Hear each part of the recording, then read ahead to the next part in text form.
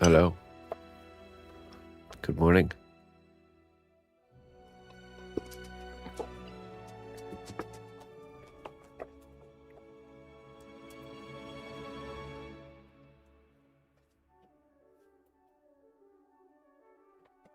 What up?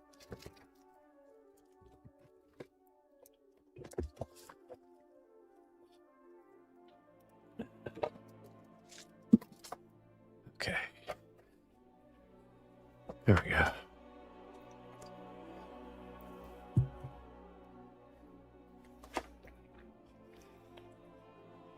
It was good. Really good. Went down without a hitch.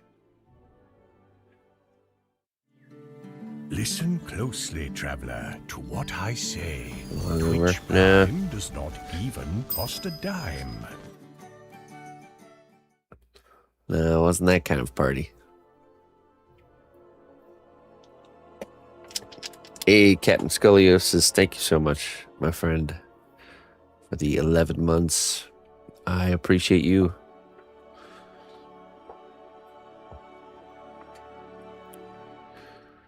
Basilisk Venom. Let's see. A little bit of sun, yeah, oh yeah. We're out on a boat on the Mississippi River. Noble ally, please accept these treasures as a gift for your unwavering service to the kingdom. 135, isn't it? Sorry, you've been lurking a lot. I forgive you, Bio. Don't worry. I forgive you. Don't let it happen again. Prepping to move to a new house we're buying and closing on next month, so my wife and I can start a family. It has begun. Hey, that's awesome, man. I'm proud of you, Bio. You've done well. Thanks for your support. The fire that fuels your journey burns within you, not in the eyes of those watching. The fire that fuels your journey burns within you, not in the eyes of those watching. That's right.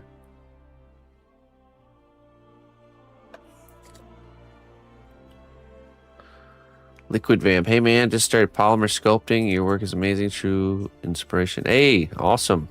Well, hey, anytime you have questions on your journey, please do not hesitate to pop in and ask.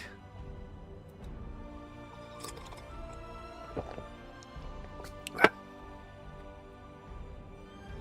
just want to feel the fire when it's gone out. You have to rekindle it. You have to rebuild it.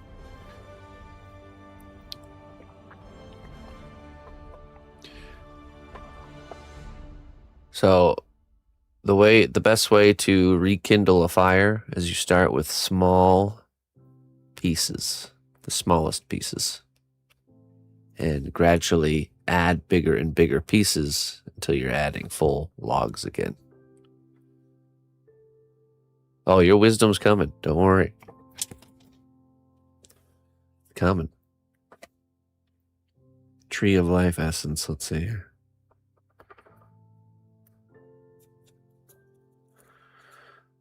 Courage isn't the absence of fear. It's walking toward what still scares you. Very necessary ingredient, because most adventures in life have a little bit of fear at the beginning. And it takes courage to walk through that fear to realize it's something you don't need to be afraid of. And it's funny because that little bit of fear is what actually makes it feel like an adventure, feel exciting afterwards, you know? So I just witnessed Emma experience this during this. So we rented a boat on the Mississippi River and went on a nice boat excursion. And it's definitely an adventure quite like that, you know. We pulled up on some like random beach that you can only reach from boat. And yeah, it was cool. It was a really good time. Emma went tubing for the first time, and we got the tube submerged, and we got tossed off. That's so funny. She's like, "What's going on?" We were going pretty slow. Me and her were sitting on the tube. It was her first time being on a tube, which, if you don't know, is just a big floaty that gets pulled by the boat.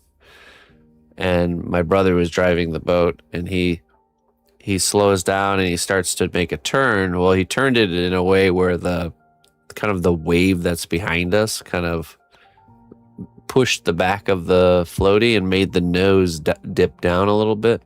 And I saw it right away when it was happening. I was like, the nose of the floaty is getting really close to the water. And then, like, as soon as I noticed it, it just like went straight into the water like a submarine. I was like, oh, here we go. So, oh man, that was funny. That was good. A good experience for Emma. So I was like, don't worry, I got you. Don't worry. She took it fine. I lost my shoe, though. I had water shoes on, and I didn't tighten them because I didn't expect to actually get flipped because, we were just going pretty slow with Emma on the tube since it was her first time.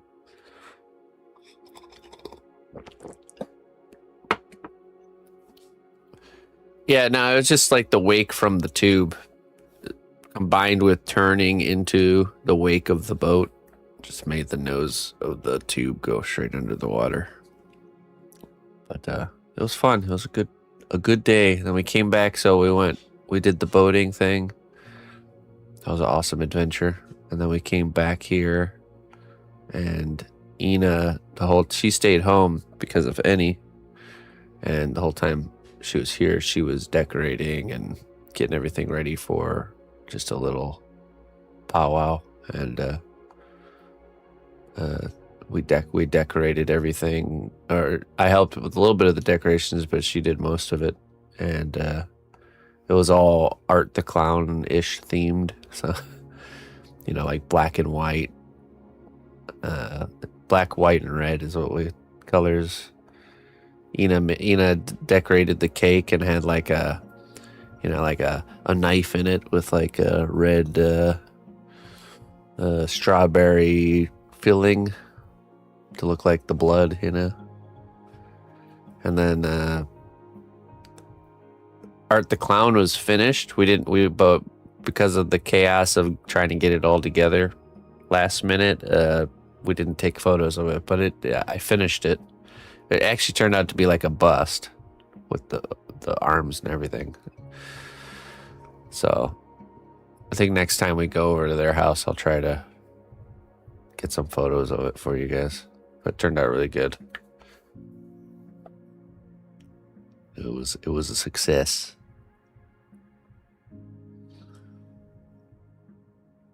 Oh, that's right. You're in opposite land. Australia.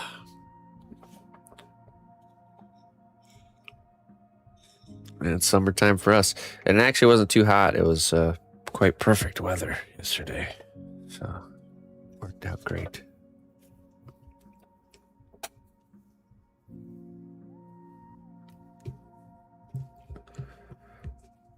Okay, so we are going to be working on the Overlord piece today. We left off doing the hands here.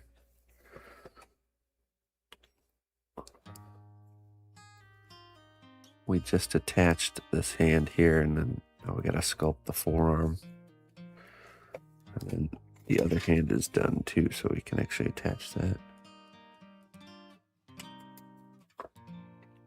Let me pull up my reference first before we get into it.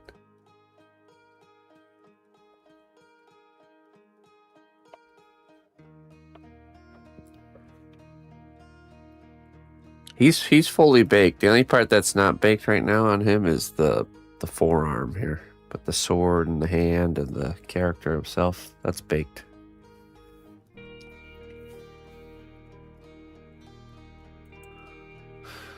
Okay, let's see. Where did I put the... Ah, yeah, there you are.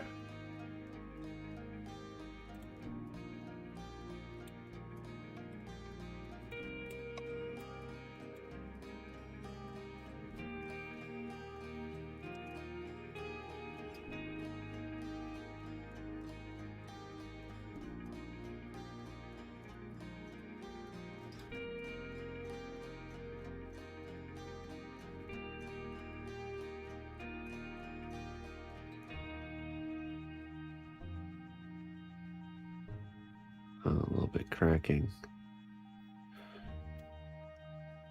I have to do additive wrinkles here. It's too thin.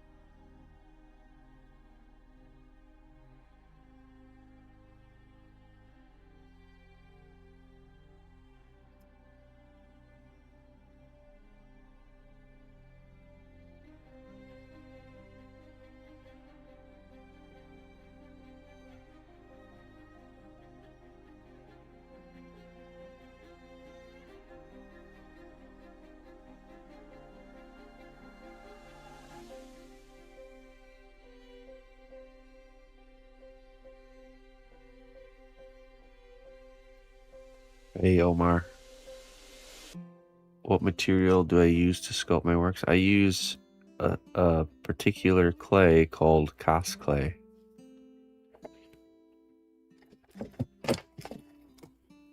Right here. Cos clay.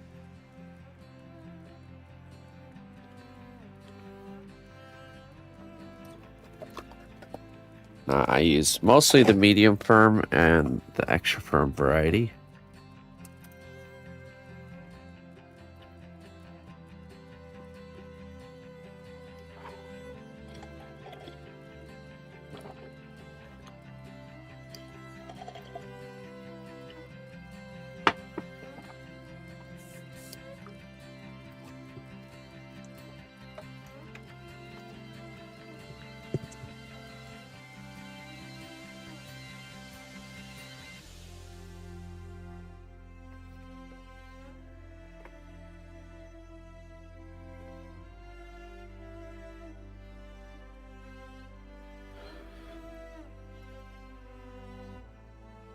Let me go get a tissue really quick. I'll be right back.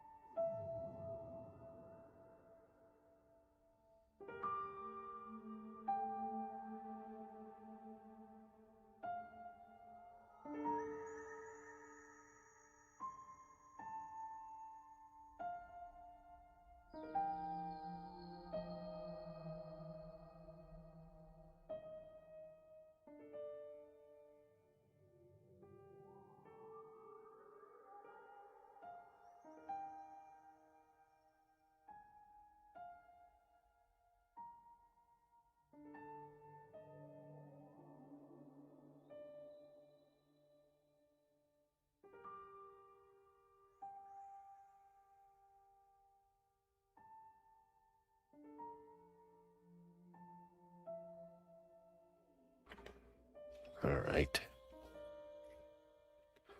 Well, thank you very much there, Omar.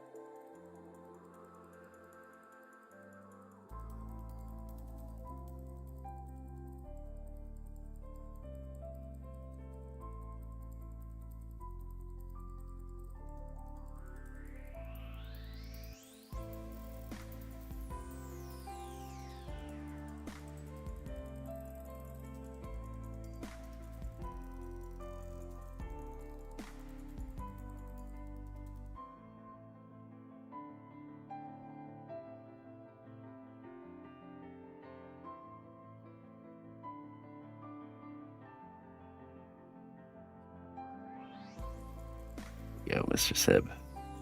You're getting the hang of it. You're getting closer.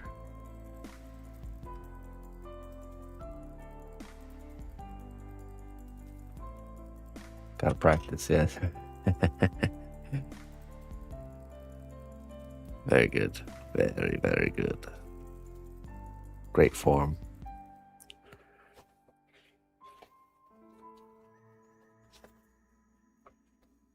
The timing and form. Footwork, release, balance.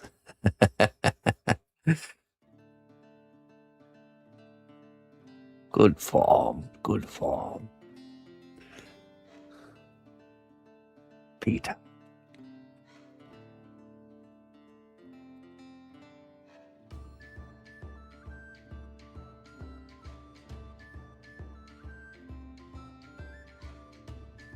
What's Emma's summer plan? Oh, I don't know. We went on a boat yesterday. That was her first boat journey. Bigger boat journey. We've gone on smaller ones before.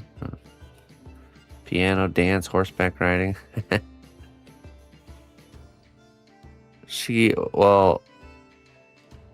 Usually, so we like to be more active with like activities actually in the winter time, because there's plenty of just kind of passive outside moving around doing stuff in the summer. So this winter I think we will actually enroll her in jiu-jitsu. She's been we talked about asked her if she wanted to do ballet again, but she wants to do fighting. She wants to learn fighting. So we're gonna find a place and enroll her in jiu-jitsu. I'm all for that.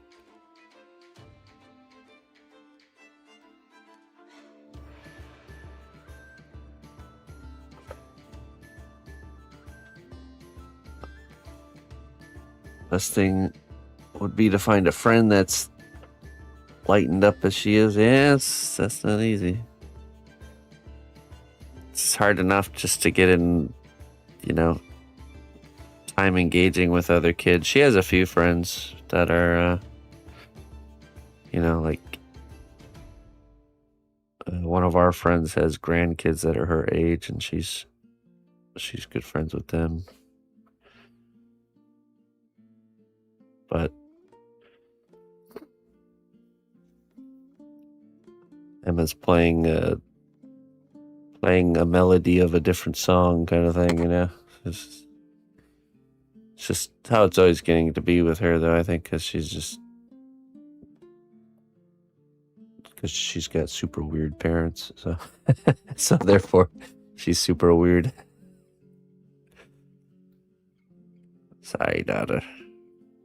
Sorry, not sorry. You will be a weirdo, I guess.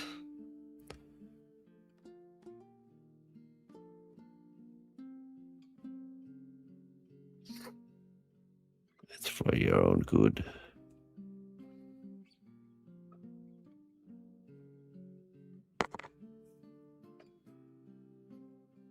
She does well, though. I mean, honestly, she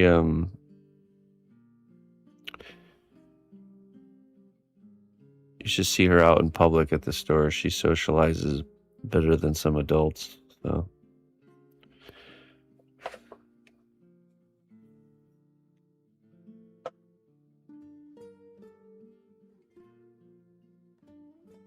I think every store or thing we go to frequently, she's made a friend that works there. Like engaging with them and asking them questions and complimenting, and she really she has somebody at the post office, somebody at the grocery store, two older like grandmas at the grocery store that she's buddy with.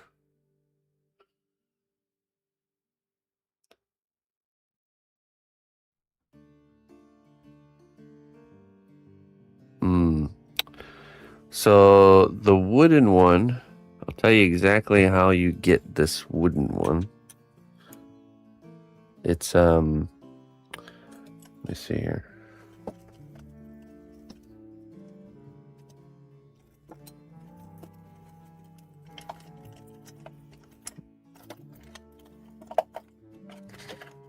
You can buy those kind of multi-packs of like wooden shapers that has like various ends on them, right? And they all have a number. So this is from the same original pack that I got this one from. They all have a number. This is number 22. This one was number 8. So if you find number 8, the end here will look a lot different because it's actually broke a long time ago. You can see where it broke. And I just kind of sanded it and kept using it. So what happened is it got really smooth and a lot slimmer over the years of use. So what you can do is you can take some fine grit sandpaper, probably like 400 plus grit sandpaper, and really kind of the key is to make it super smooth, like, and just sand your tools, you know, make like, see how this end here, it doesn't quite come to a point. We have this flat surface here. You don't want that stuff. So like I would take this one, if this was the one I was going to be using, I would sand it on both ends until it almost came to like a point, you know, till it came to like an edge. That's how this end is here. It doesn't have to be a sharp edge, could be just a rounded edge like this. But yeah, this is all this is rounded off. There's no sharp edges, no coarseness, you know. Whereas this has these kind of angular, sharp edges and so yeah, I would just sand basically away all the edges, get it to be smaller, like slimmer, you know. All right, and then even this end here, it's got like, see it, like we have this little corner right here popping up. I would round that off, you know. Because the idea is that the wooden stick's goal or mission is it's a shaping tool. It's for, you lay down your clay like I'm doing here. And then once you have it laid down, I use this mostly for just pushing it around, you know, for blending it and moving it around, shaping. So if it's got any like edges on it, then it leaves a bunch of lines in the clay.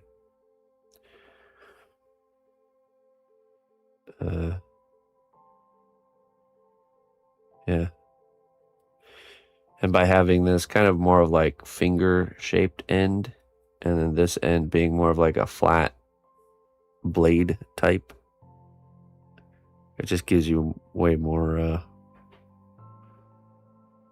utility, you know. So if I was you, I would buy just a multi-pack of regular wooden clay shapers and just take some time and really refine them.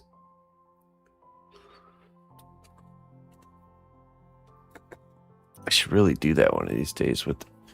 Take some like some oil, like boiled linseed oil or something like that too, like, you know, after you've cleaned it up, to coat it, to give it that nice darker color. See, this got darker not because of using it, actually from the oils of the clay in my hands over the, you know, past decade. So it used to be the same color as this other one. Yeah, let me see. Let me take a look here.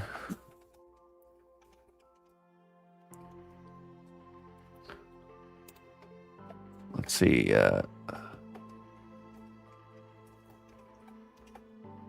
Let's just type in wooden sculpting tools.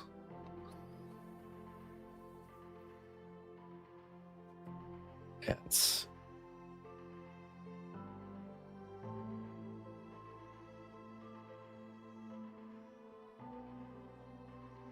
a 10 piece. There's a lot of them. Okay, this one's $6. Let's see if it has it.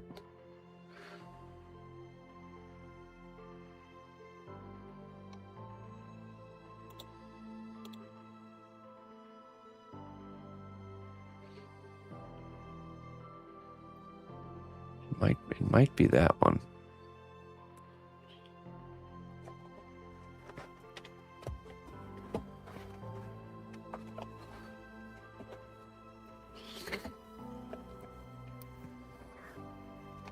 Yeah, none of them will have that shape of this one. You have to alter yours to make it like that. So, let's see.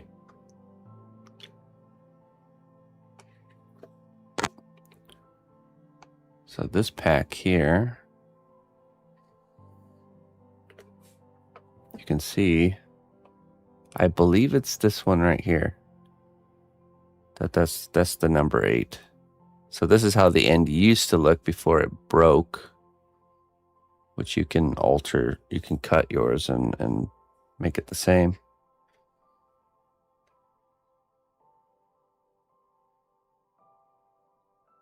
But, you know, also don't be afraid to play around with the different ones, because maybe you'll like one that's different than the one I like, the one that I'm using, you know.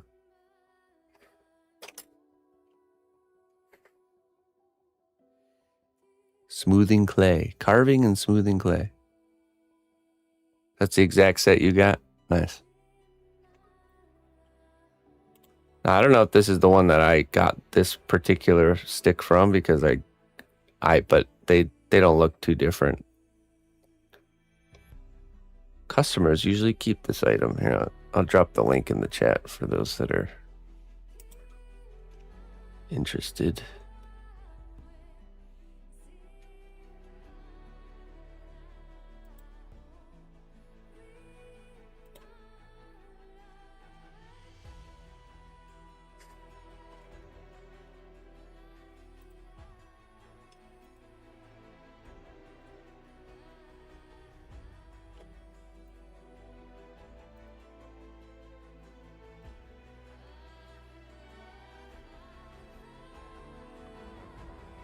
No, yeah, I didn't do anything. I did nothing to this tool other than use it.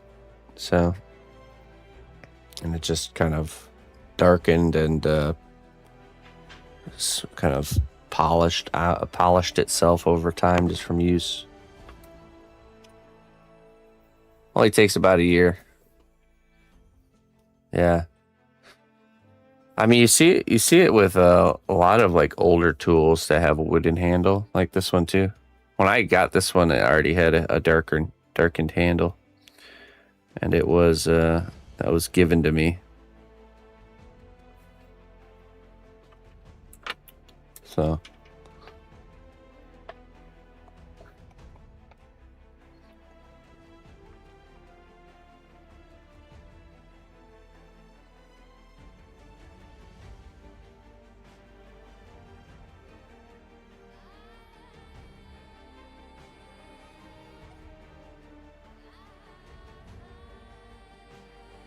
Items age with you, yeah.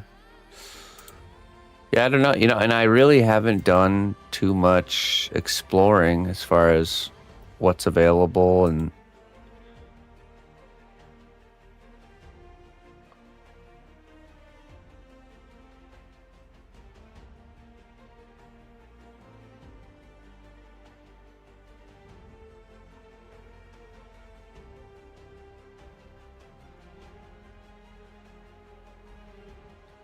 I mean, because these ones look pretty good too.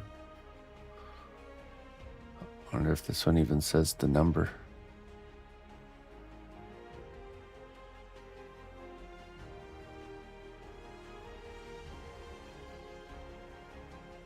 Oh, there's number 8. Okay, yeah. So.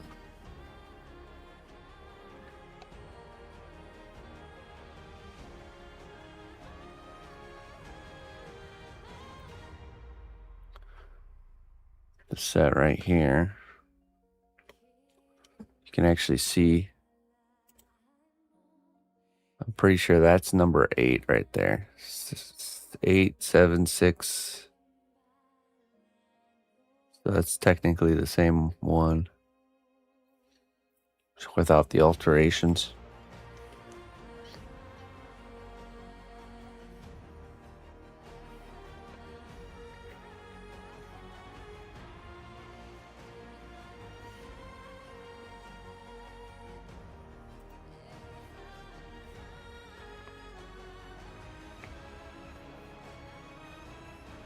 Let me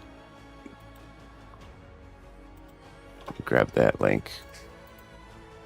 So that's a different set of wooden ones. It's a little couple. It's like a buck or two more though.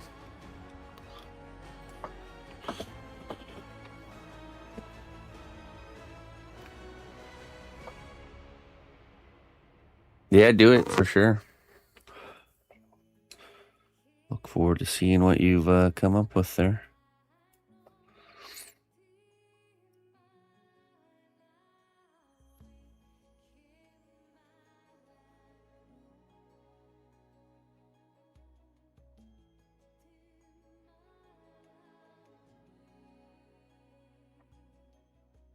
You have posted. Okay.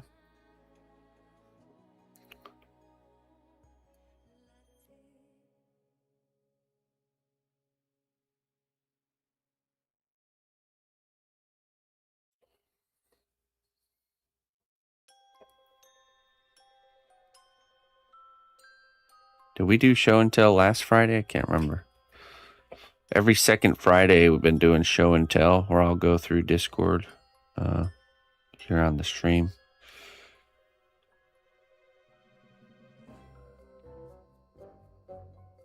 Last Friday, okay, so it won't be this Friday, but the following Friday, I'll be going through it. Unless I'll say unless you need, if you are working on something and you would like immediate feedback because you're hung up on something and you're waiting to move forward because you want feedback. That situation I'm totally fine with giving feedback right away.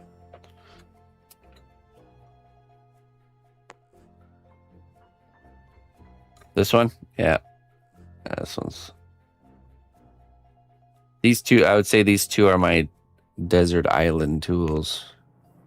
With these tools, I could do mostly everything. Just with these ones here. This one comes from a wax carving set.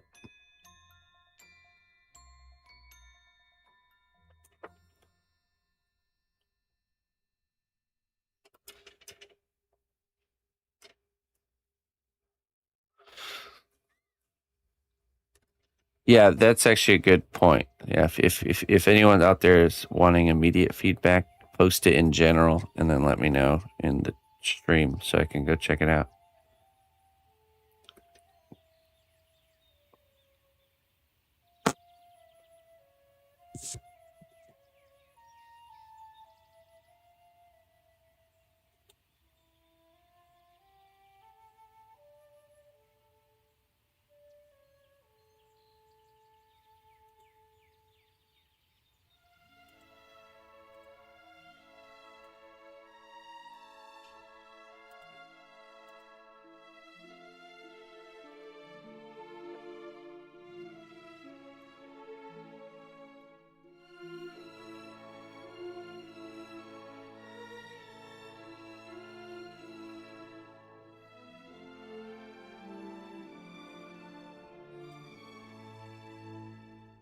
Okay, cool.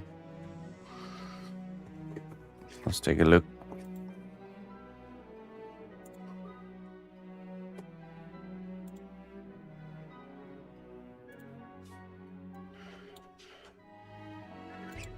The general.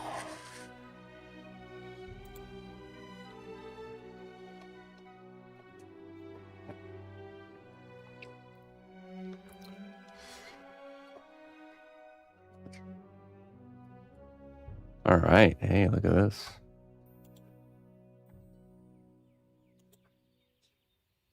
I like a key. Looks like a key.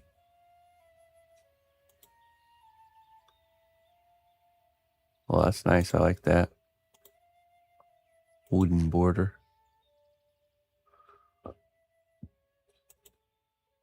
This must be from something. Some sort of item or icon. It's awesome.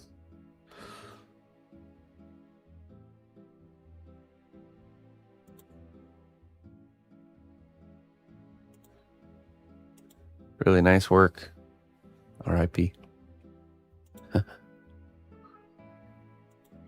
I imagine it's some sort of item from a game or something. Awesome. That's an excellent first project, seriously. You did really well. Smooth, symmetrical shapes is not an easy thing to do, so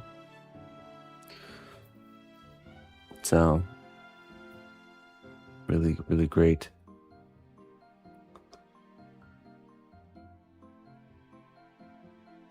Key for the first dungeon, nice. Always like that idea of making like in-game items, you know, especially iconic looking ones. Oh, there it is. Okay.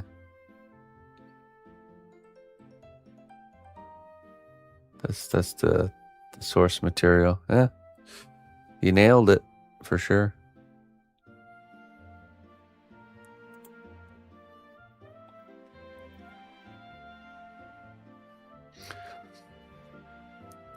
So where my mind goes with this too, just something to think about for future is so this part right here, I would avoid sculpting this part by hand, and I would use like I would just get like a wooden dowel rod that's already the diameter that I want for that. It's always a pain in the butt to like sculpt cylinders by hand, especially if they're perfect cylinders. So if you start with that dowel rod as like the armature, and then you add the armature for these, that's the only thing I think I would have done differently. Right, yeah. Yeah, like I would use a dowel rod that fills the size of this, so you don't have to do anything other than attach these two little teeth. And then, yeah, that's just how I would have approached it. Still works the way that you did it. It's just you have an easier time with it, I think. I don't know if it gave you a fight or anything, but awesome. Really well done. Seriously. That's a first project you can be proud of. Don't reinvent the cylinder. That's right. Don't reinvent the wheel. Don't reinvent spheres. Yeah.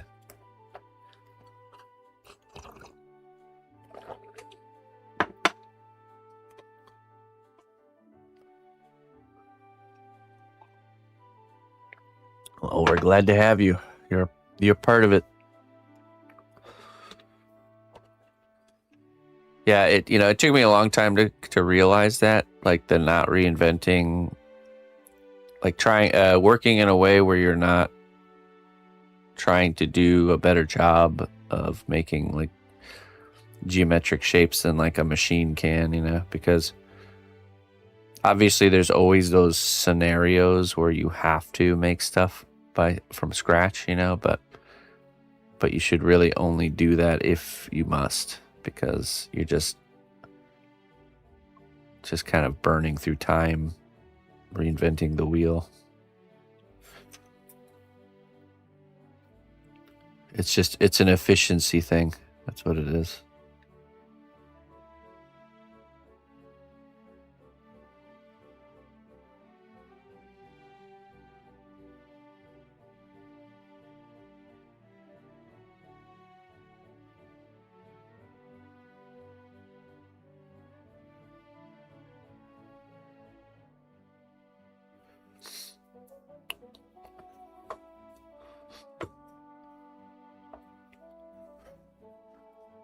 I think that pretty much describes the era of my art life, or life in general, that I'm in, is this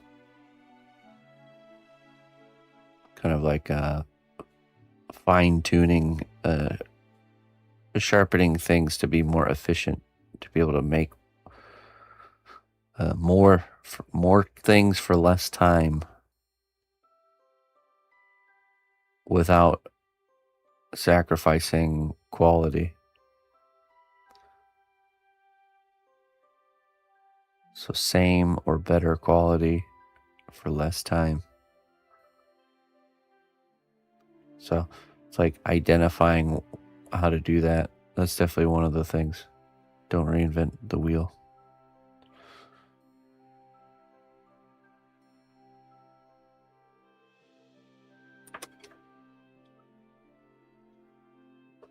Yeah, that turned out really good. Really clean.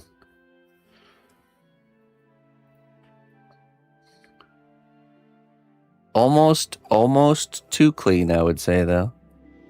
I might have maybe went in with a knife and made it more more rugged. You know, maybe add some cracks kind of coming from the where the letters are. Too shy on it, yeah. That's normal. You'll build that confidence as you go. It's just your first piece, so the shyness comes from being attached to it. Just keep that in mind. We want to not get attached to the work and be bold with our moves. Boldness.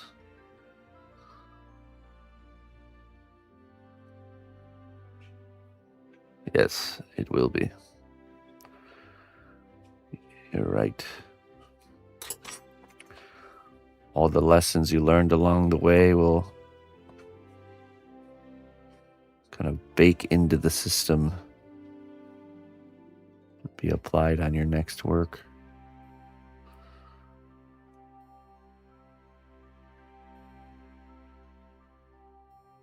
Yeah, that's right. That's right.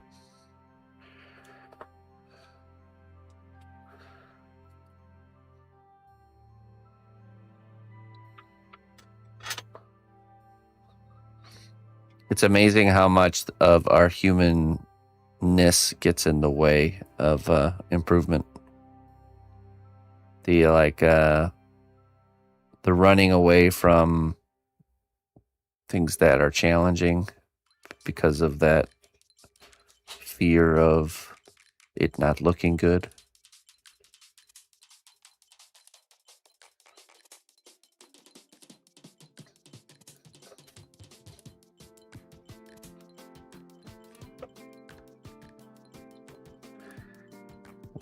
We must be aware of these mind traps that hold us back.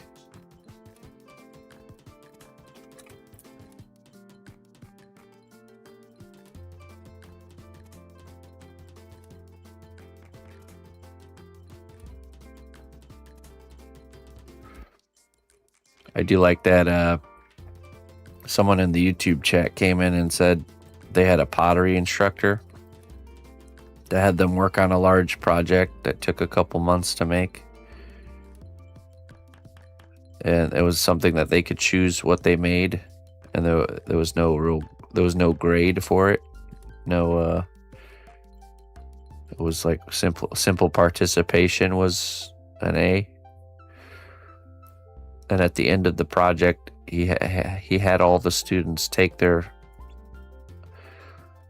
pieces and they have to throw them at the wall and break and destroy them.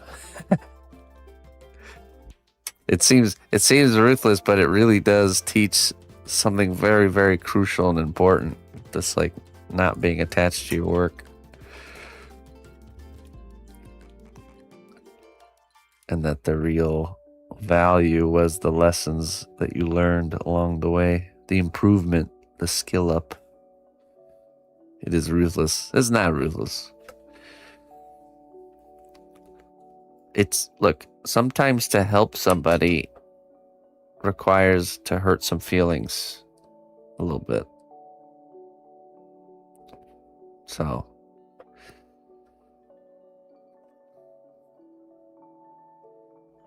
I get it, but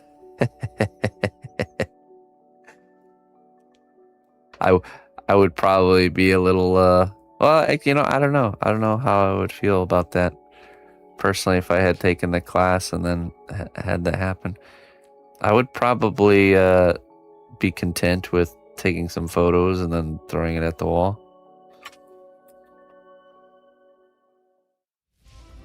Well done, brave hero. Your labor has borne fruit.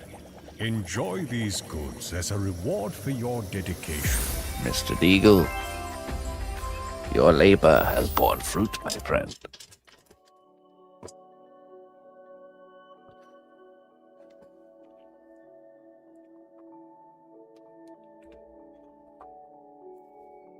Bat blood or scale of dragon, Mr. Deagle. Make your choice. Good morning. What kind of parts you like to work on? I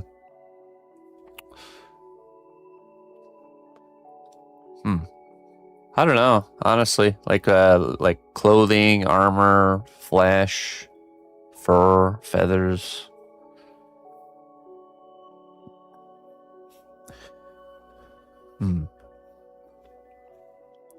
I really enjoy accessory. I do like the accessorizing stage of a piece. So, like, the stage I'm at right now with, let me show you.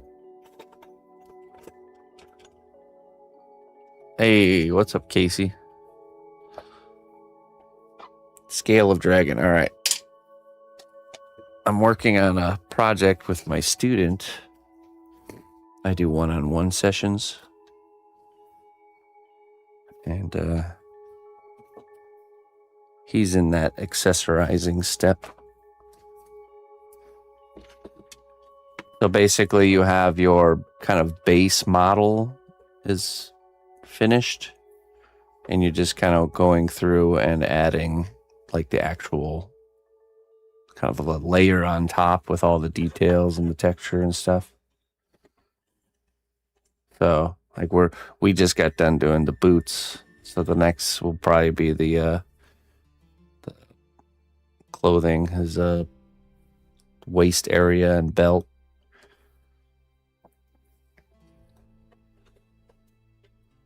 This is going to be fun. So this piece is it's going to be one of my first convertible sculptures,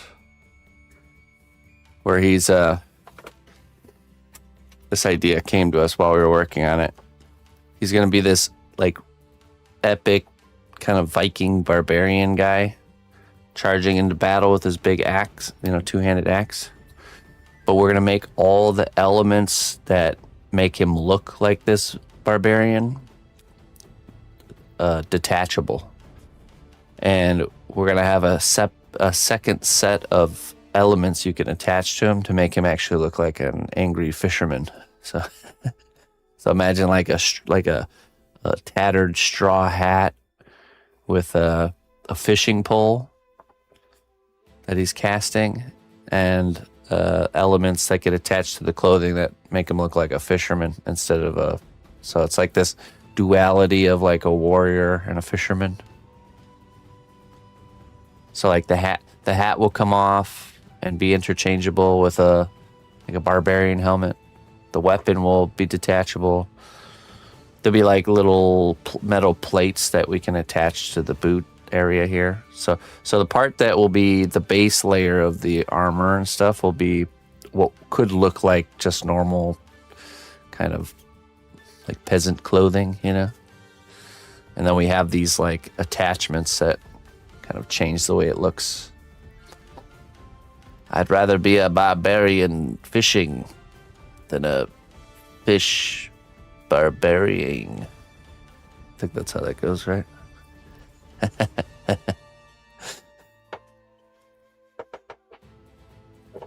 Something like that, right?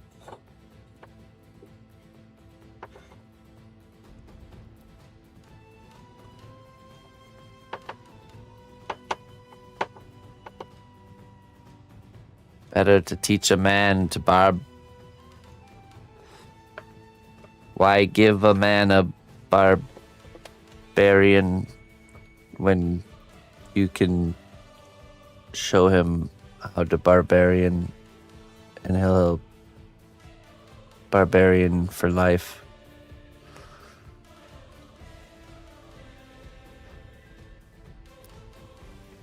I'm gonna quote that and put that on the base. Okay.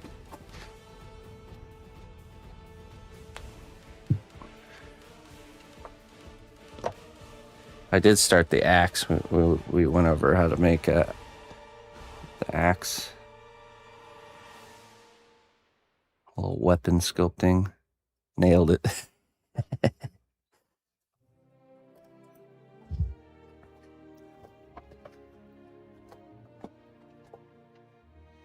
Sorry.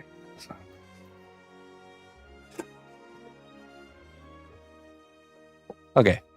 Mr. Deagle, I appreciate you, my friend. Thank you so much for supporting me. Very, very much. Scale of Dragon. Let's see what we have here.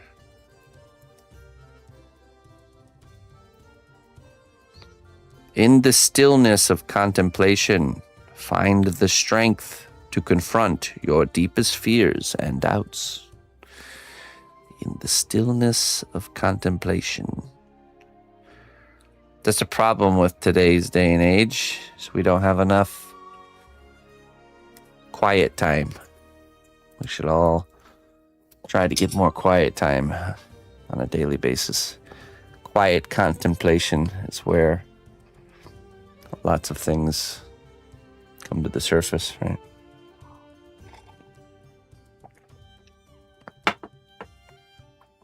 I personally like driving without the radio on. Please accept these treasures as a Great gift for your quiet unwavering time. service to the kingdom.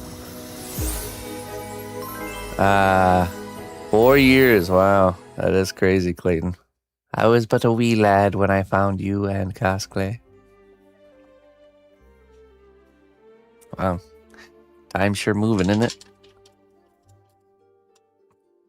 Thank you for being a tier 3 subscriber, Mr. Clayton. Thank you very much. I appreciate that. Eye of Newt, Bat Blood, and cod liver oil. Those are your choices.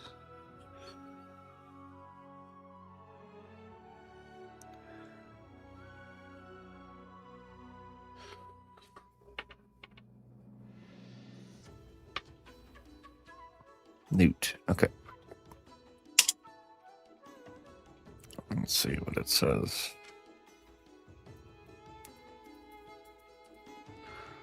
Peace is not a place you reach, but a practice you choose. Ah, that's right.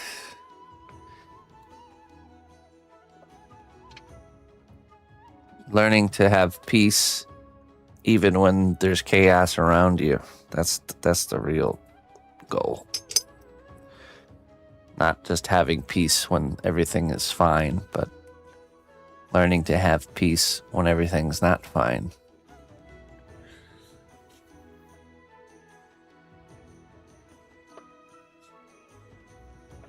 A peace that defies understanding.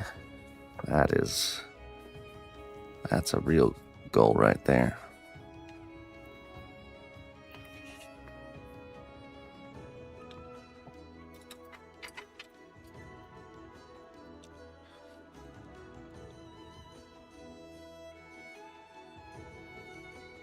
With my thumbnail.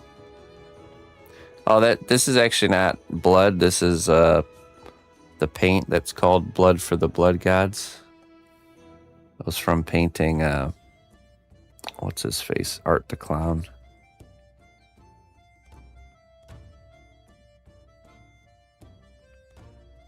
Just got stuck in there.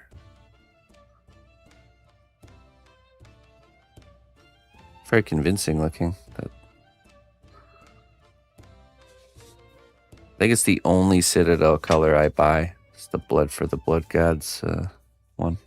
Specifically just for that.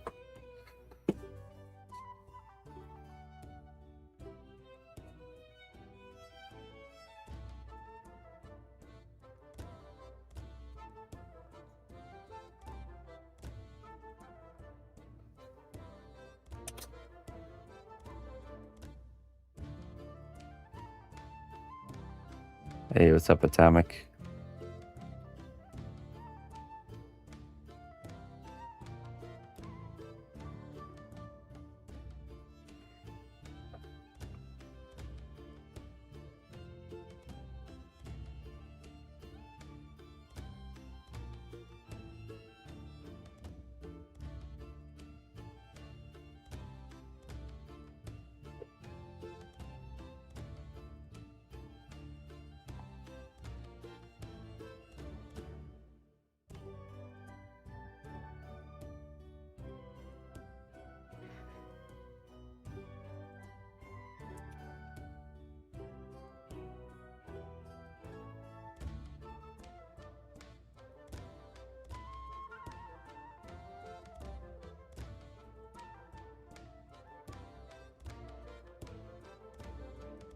Guitar center, nice.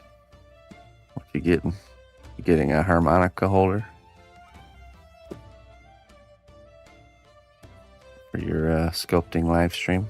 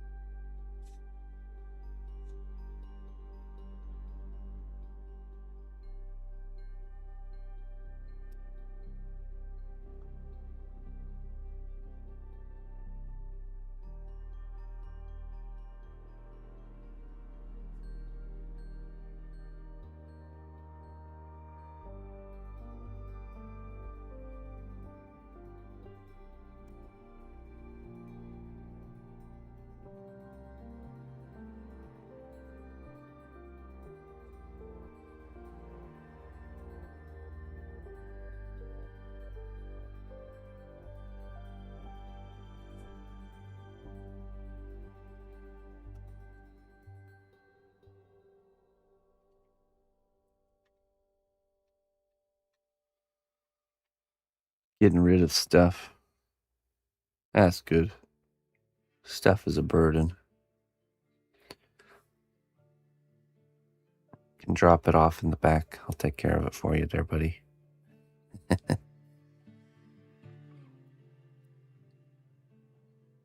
It's the truth, stuff is a burden. We've all felt the burden of stuff before.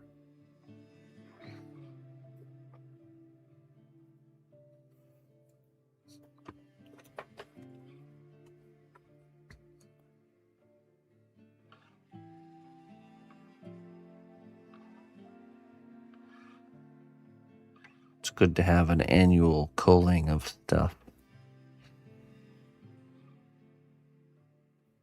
The refinement of your stuff, so you only have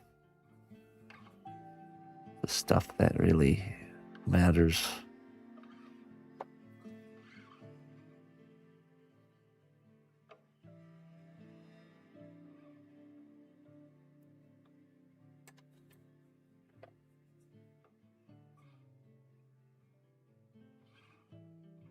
Really?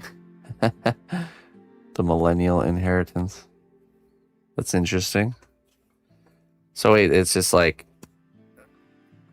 millennials that get left behind a bunch of stuff from their... Interesting. I'm gonna have to check that one out.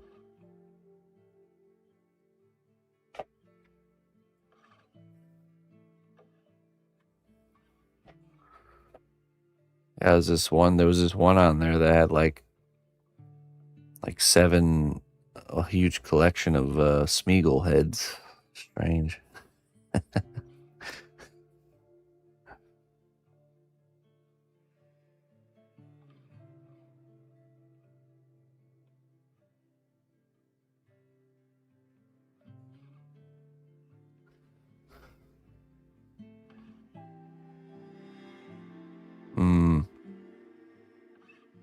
Oh yeah. It's gonna be quite the supply of stuff, Clayton. The burden of stuff will be with you. Perhaps there'll be some treasure in that stuff.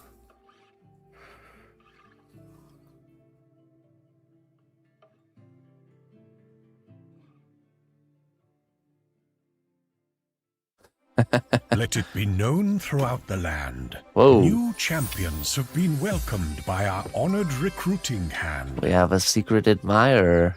Well, thank you very much. 5 gifted subs. You who lurk in the shadows, I salute you. Thank you very much for supporting my work. I appreciate that. Let's get you a wisdom.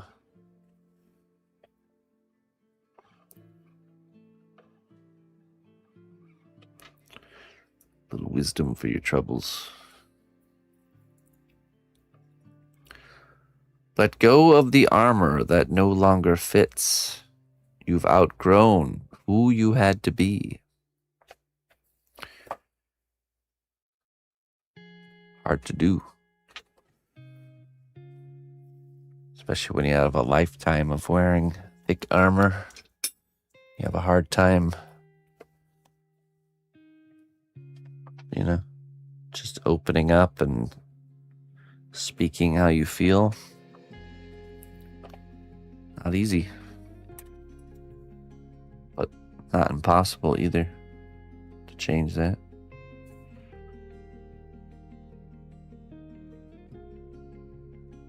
This takes consciousness of it, conscious effort.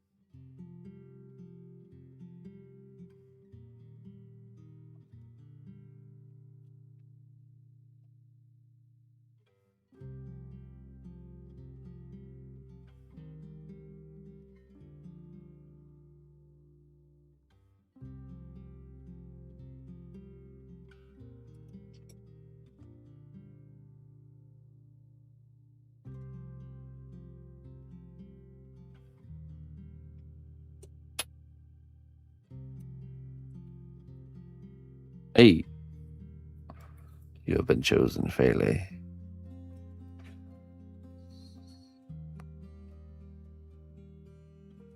Off to the Hunger Games with you.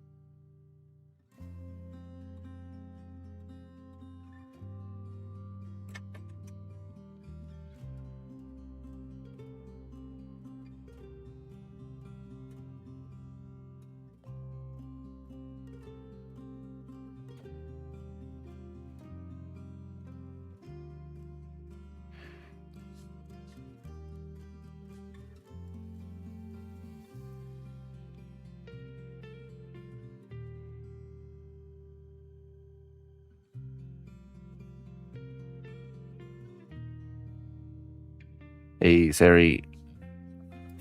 All is well, friend. How are you?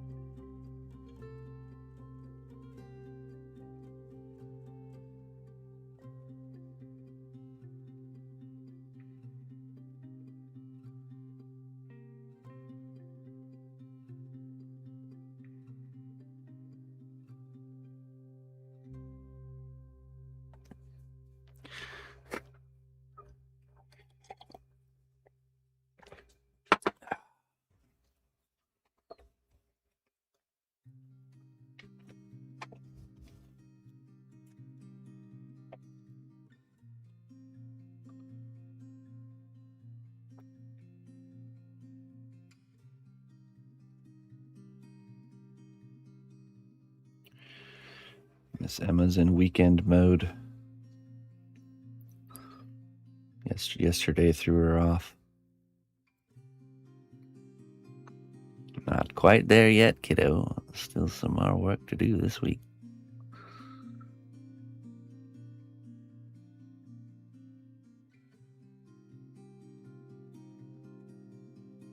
Emma made a zombie orca drawing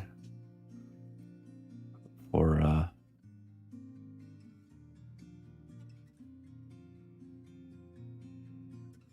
her aunt for her birthday. A Zorka. A zombie orca. You know, normal 6-year-old drawing stuff. See, we were in the car and my brother was talking about something, and he had said that he was petrified about something. He was petrified. And she chimes in and says, "Uncle Corey, you're not made of wood. You can't be petrified."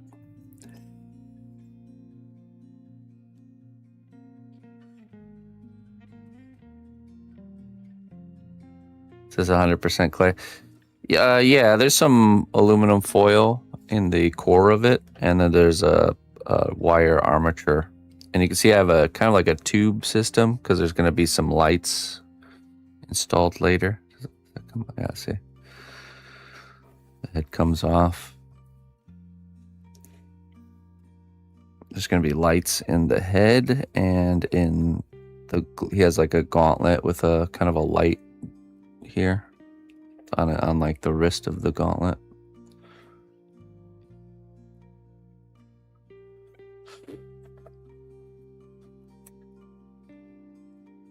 Hey, Fele. Awesome. Yeah, you have a wonderful day.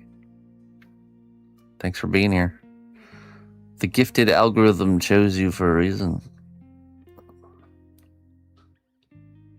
It's a gift for your dedication to the kingdom. Very good.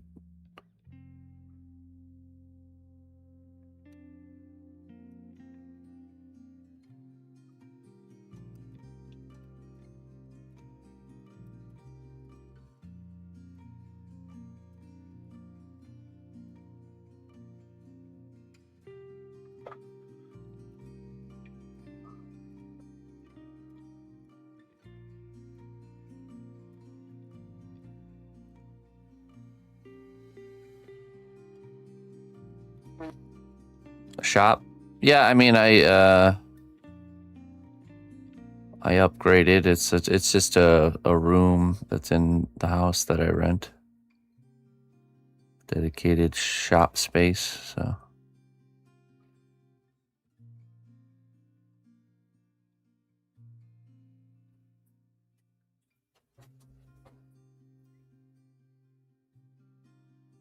An upgrade indeed.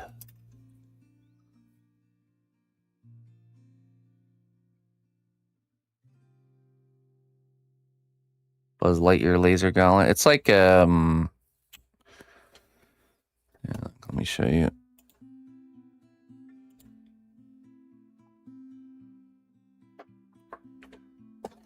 It's this kind of gem here on the gauntlet. So we got LED eyes and then that.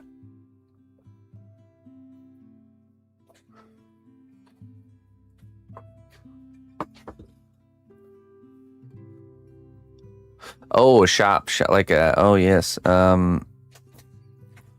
see. Yeah, no, yeah. So most of my work is commissioned. Every once in a while, something gets made that I can sell, but yeah, you can send me an email if you're interested in having something made. I think the only thing I have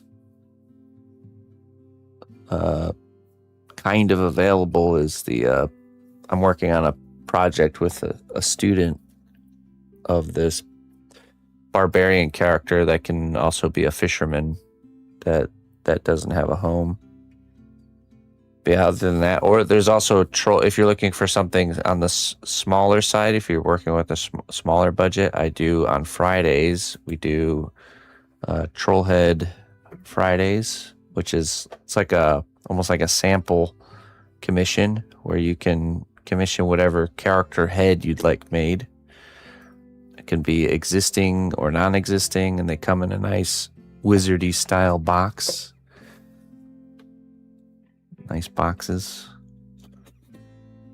And they're all numbered and signed, like this one here.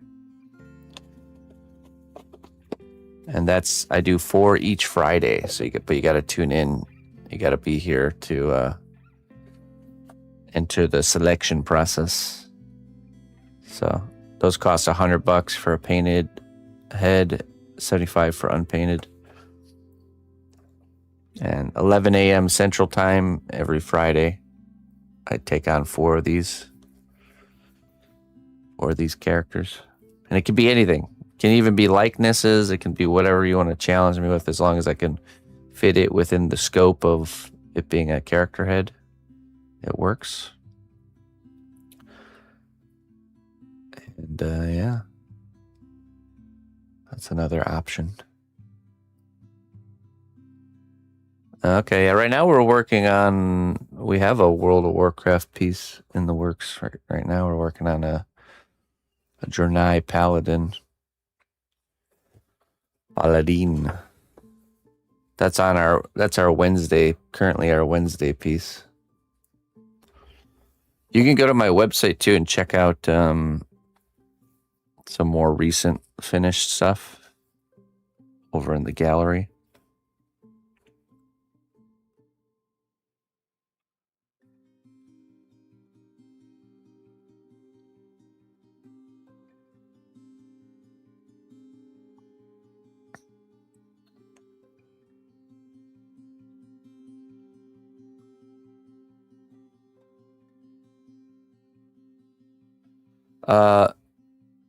It's hard to say, Sari, what the time on that looks like.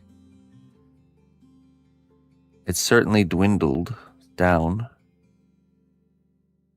but and we're kind of been on a road of getting things to the point where it doesn't take terribly long to get projects started and finished, even, you know.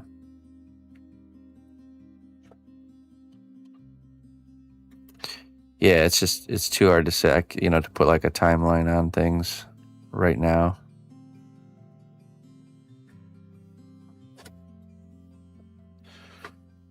But I mean, basically the way I've been doing things is, if you reach out to me wanting something commissioned, we'll talk about the project and establish a price. And then once you've confirmed with me that the price works, you don't have to pay anything. You just get added to the list of confirmed works that I already have. And then once you're up and I'm actually able to start working on it, that's when we go down the route of, you know, getting the first half up front. Second half once it's finished.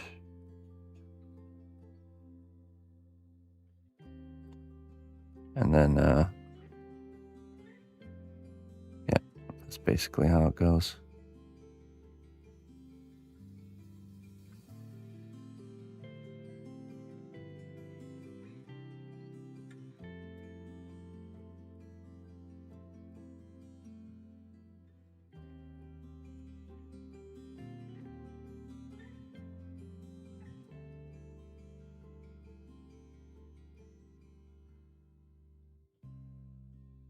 Yeah, exactly.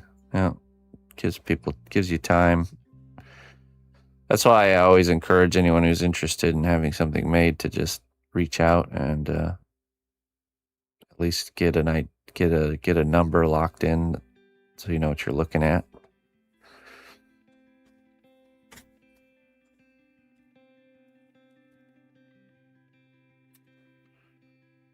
Because it's not like I'm going to be able to start tomorrow. You know what I mean? Unless you need me to start tomorrow, I can start tomorrow. But that's going to come with a rush fee, which is why I'm able to jump over to when I get the companies coming in wanting something tomorrow, it's a worthwhile detour.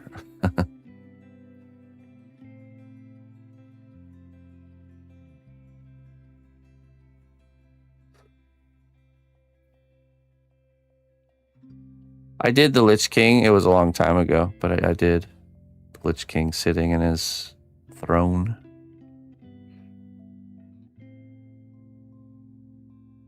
But that was a long time ago. Probably even, I don't know, 8 to 10 years ago.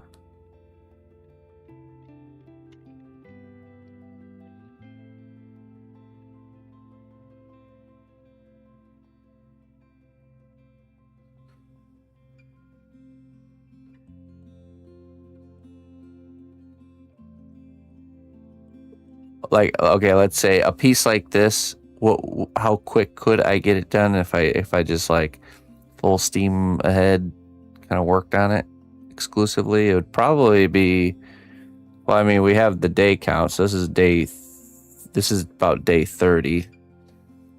So I think probably like 2 months.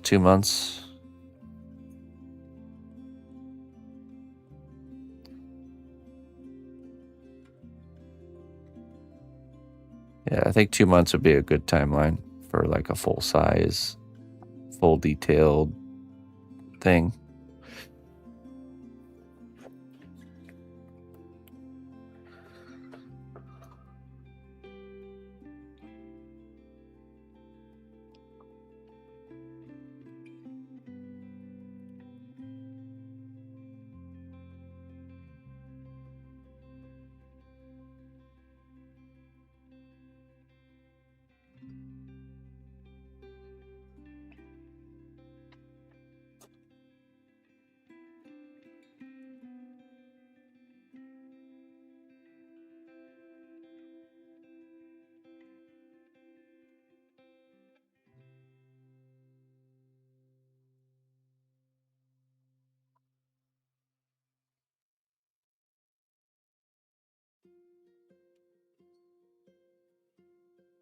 Okay, we gotta figure out what's going on here.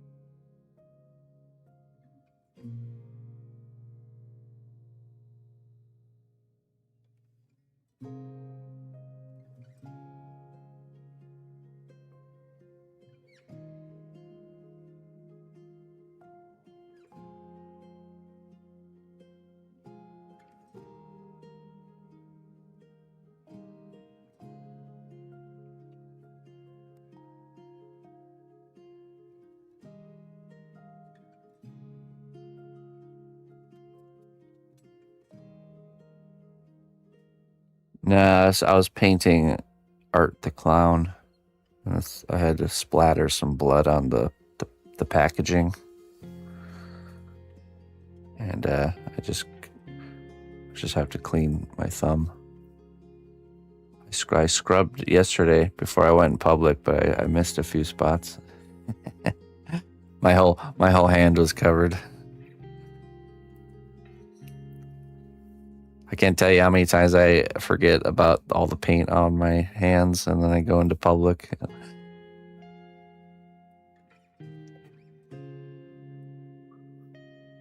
Sometimes I get like damaged cuticle areas like that. That one's real. But that's usually from me being self-destructive. Self-destructive tendencies.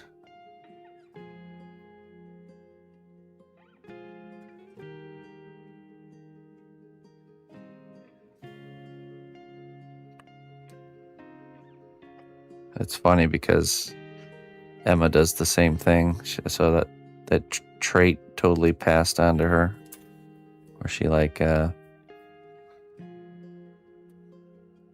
messes with her finger areas, the cuticle areas. Oops. Passed on a negative trait. Passed.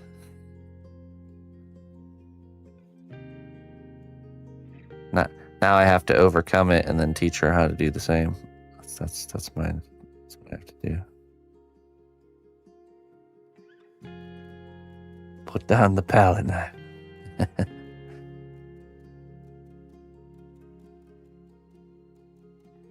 It's a combination of pain resilience and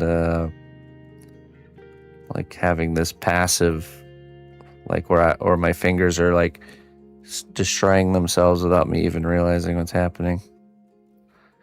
It usually happens when I'm thinking.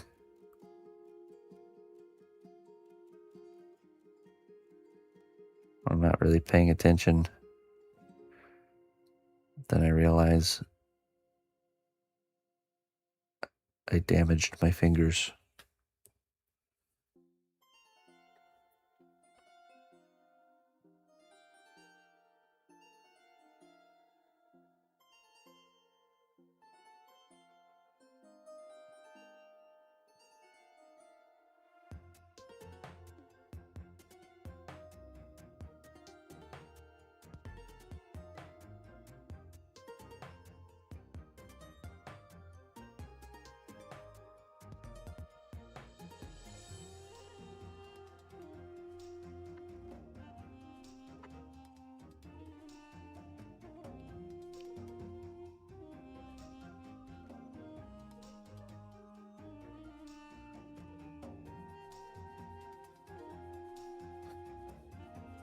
"2020, that was when Emma was born. It's crazy that was 6 years ago. Before we know it, we'll be talking about 2020 like it was 10 years ago.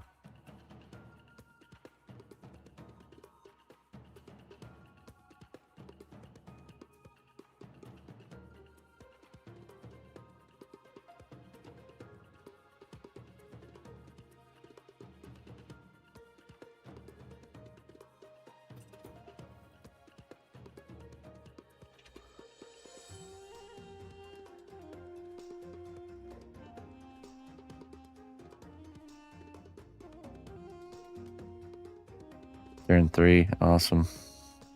It does. It's that thing you always hear people say to you, but then it doesn't really click until you experience it. And you're like, that's why people always say that. I get it now. They say hindsight is 2020. Do they? Who are they, Spring? Who are these people?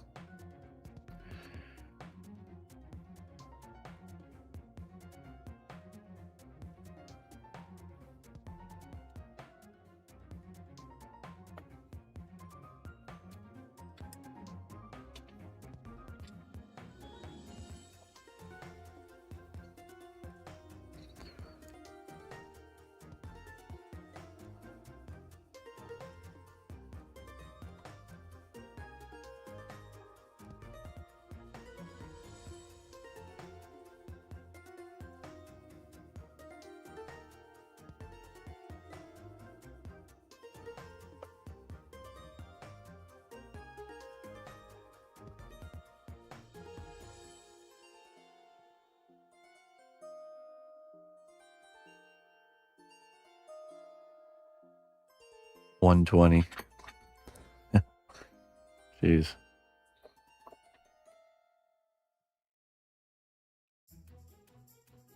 I've never gone to the eye doctor in my entire life. Hoping to ride that out as long as I can.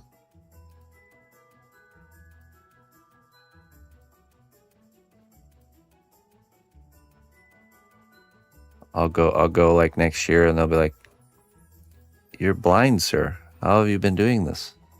Like, what do you mean? I see just fine.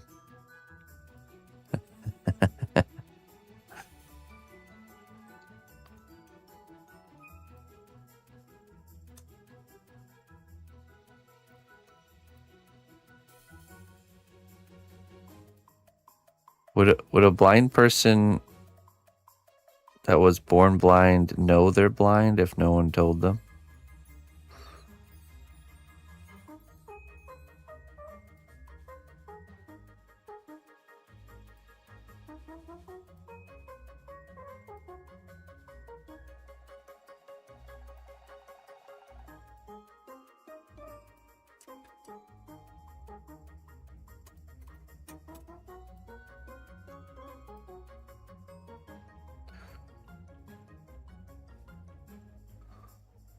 The Bob voice.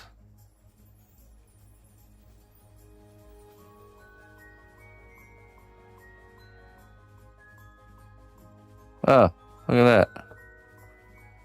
So, was it better for her to not know or to know? That's the question. Did knowing change anything? Or just make you feel like you're missing out on something? That's interesting. So that has happened. Yeah, you really only know that you're blind if somebody tells you that you're blind.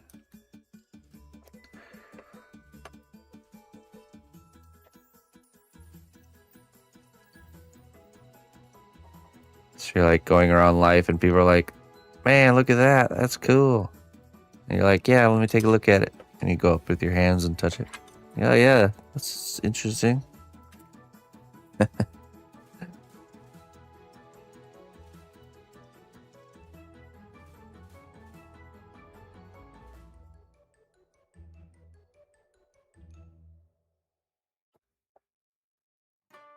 I see, said the blind man.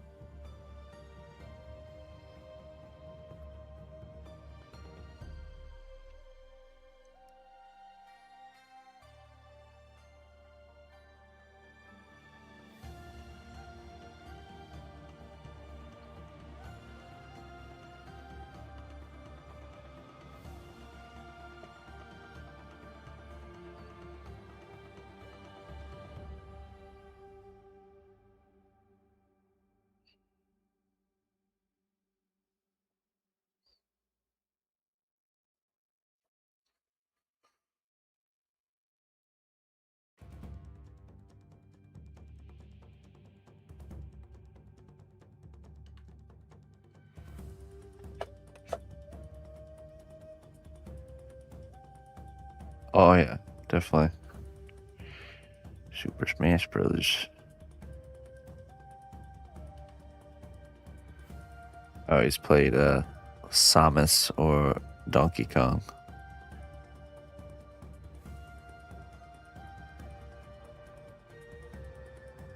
Samus.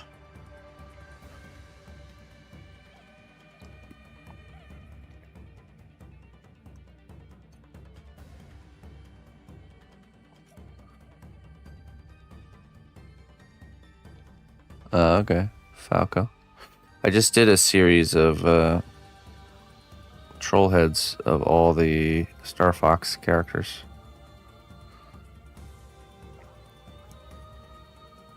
Oh no, not Captain Falco. That's a different one. We were talking about Captain Falco, not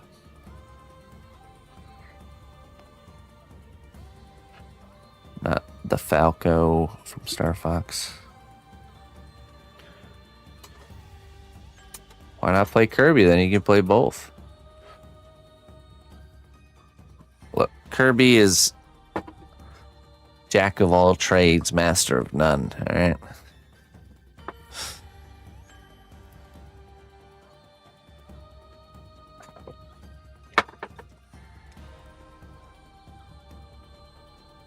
Falcon. Captain Falcon. Falcon Punch.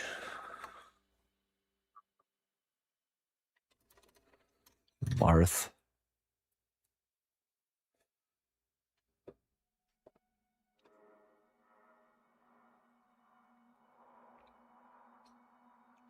That was probably the most annoying when you would have somebody that played Star Fox really well.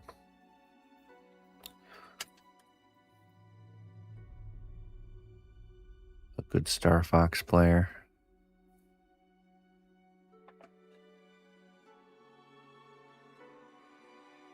I do believe the end of that quote is, but oftentimes better than a master of one.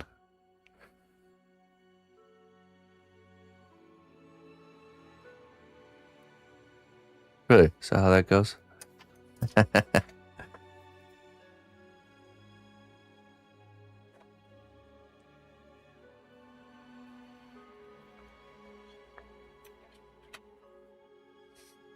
Yeah. Yeah.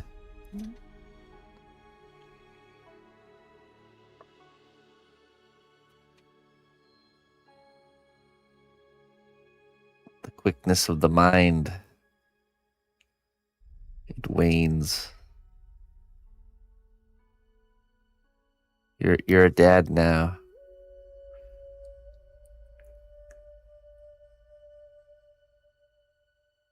The very essence of your being is being siphoned into your next generation. Slowly. Until you shrivel up.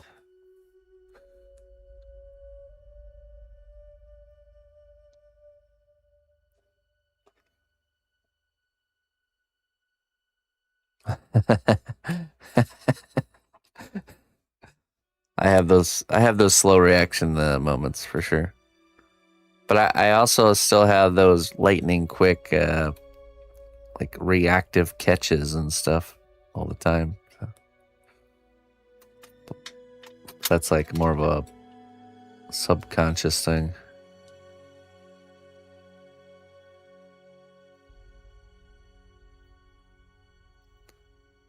You go.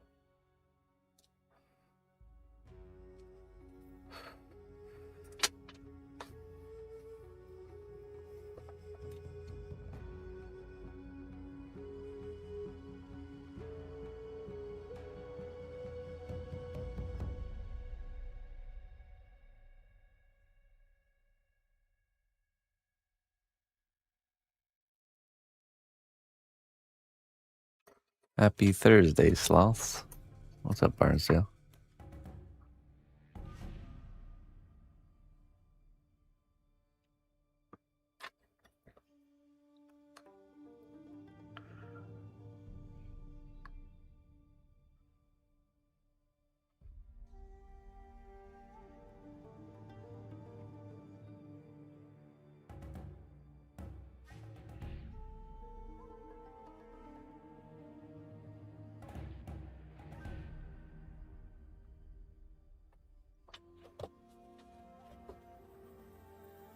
Downspouts. Ah. Making sure it's flowing good, huh? I need to probably clean my gutters. I'll probably wait till fall though.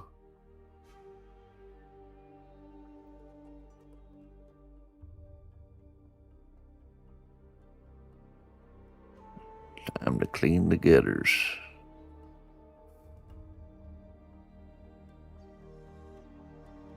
I've been sculpting for full time now for 15 years. I started really pursuing it 2 years before that, so 17 years total. Started off as a part-time thing though.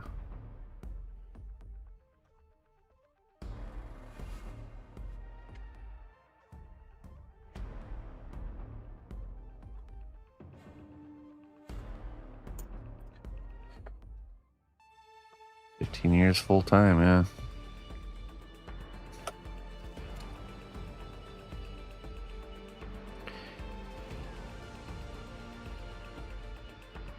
She's pretty adamant about sculpting herself, so.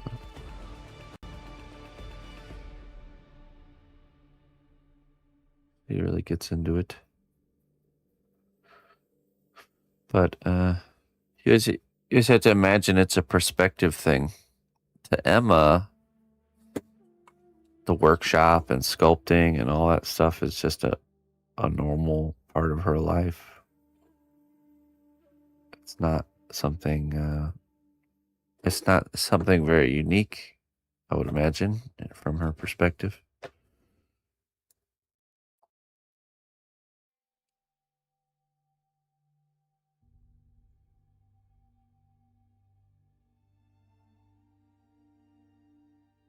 For now. I think as you get older and you get out in the world and you realize what is normal and what is unique, then you have those realizations, about how you grew up and the people you grew up with. You have you gain perspective.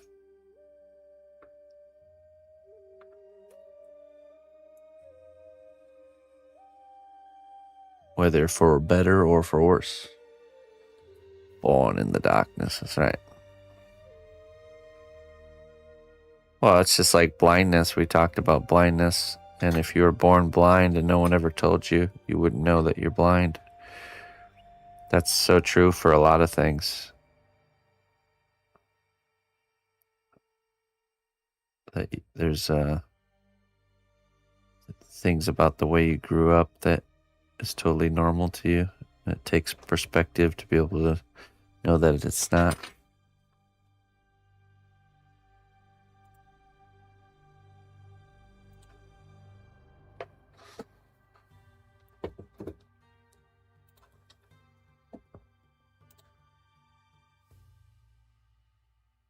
Oh, nice.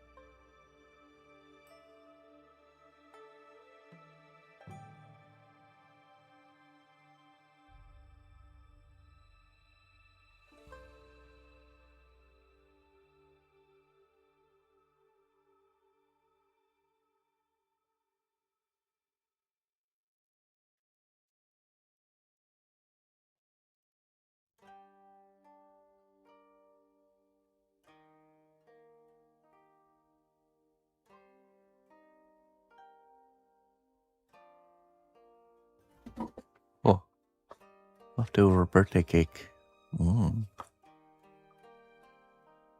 Pretty nice. Mrs. did a good job.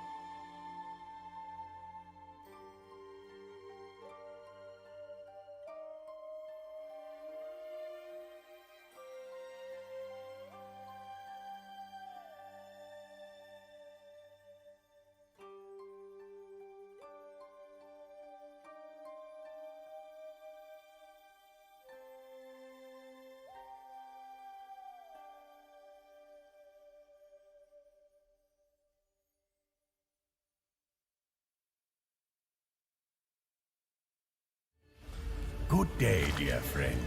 Your contribution to the growth of our kingdom is invaluable. Thank you for your devotion.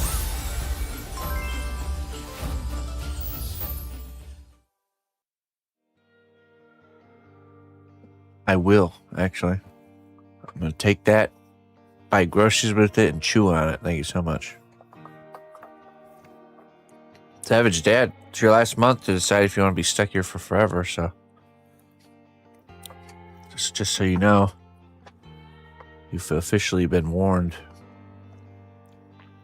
Once you've subscribed here for 24 months, the spell is in effect, and you are stuck here for all the rest of your days.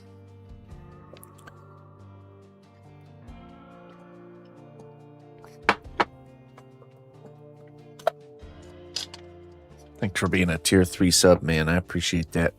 We got Dragon Tears, Liquid Luck, or Refined Cod Liver Oil. Make your choice.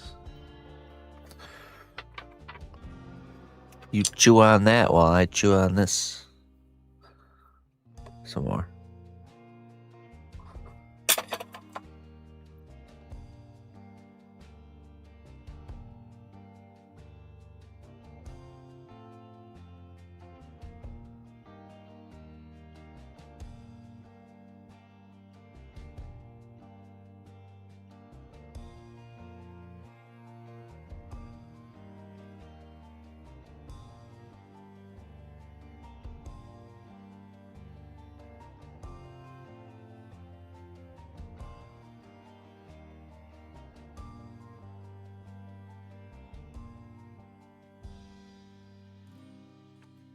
It's all cake. Going with the refined cod liver oil, huh? Let's see. Yummy cake.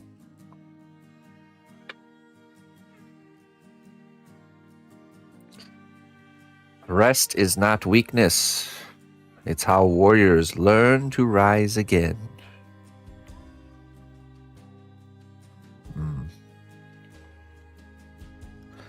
It's like the getting up out of bed. The getting up out of bed that we all face. We must learn to rise again, to fight the battle of the day. The new day battle. Alright, let me go get some coffee and put my plate away. I'll be right back.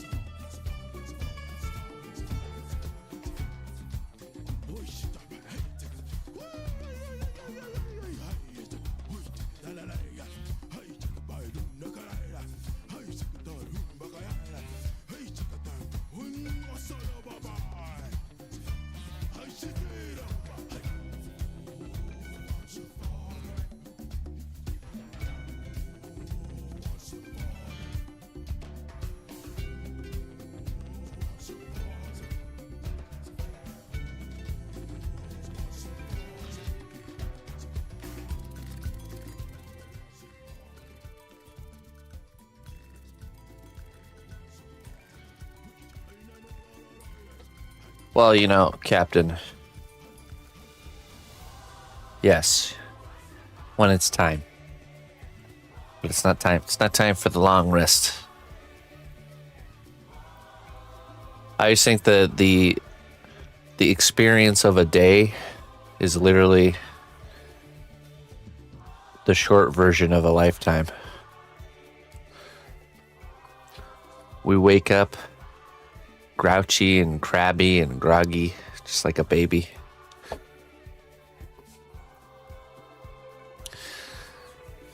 Then we have the productive part of our day towards the middle. It's like the days of our youth.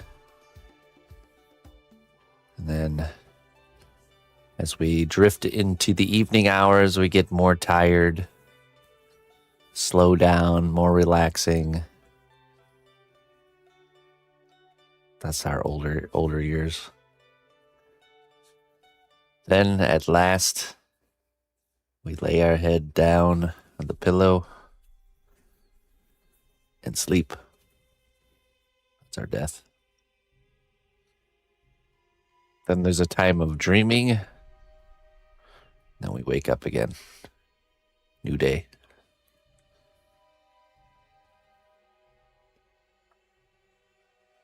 So every night when we lay down to sleep, it's a rehearsal for our death. We're rehearsing our death every day.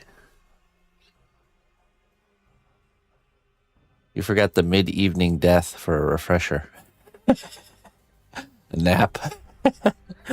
That's like a near-death experience, or when someone dies and then they come back. That's what the nap is. I mean, people that go through that are pretty charged up, you have to say. Kind of existential crisis that I walk into.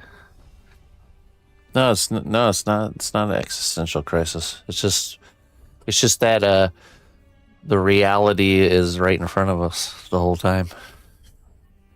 When I lay down to sleep, you're letting the day go, just like when you lay down to take your last breath. You let the day go. And then you can rest peacefully. So you can just Thursday talk, just so you can start the next day refreshed, renewed.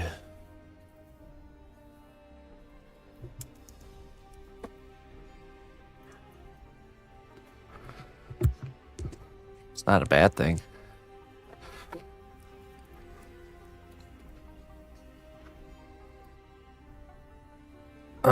We can also see this echoed through other parts of this world, especially in the plant world. Out of the ground, out of the dirt, springs life from a single seed. The plant lives its life growing and maturing until it bears fruit or seed of its own.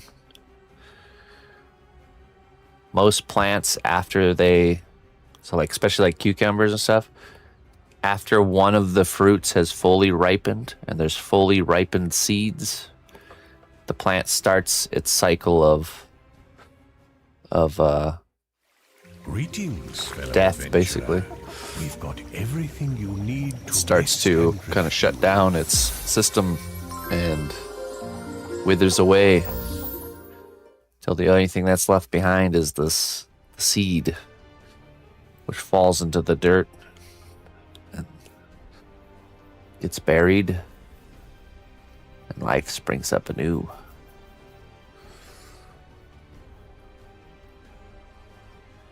Hey, Ventrium.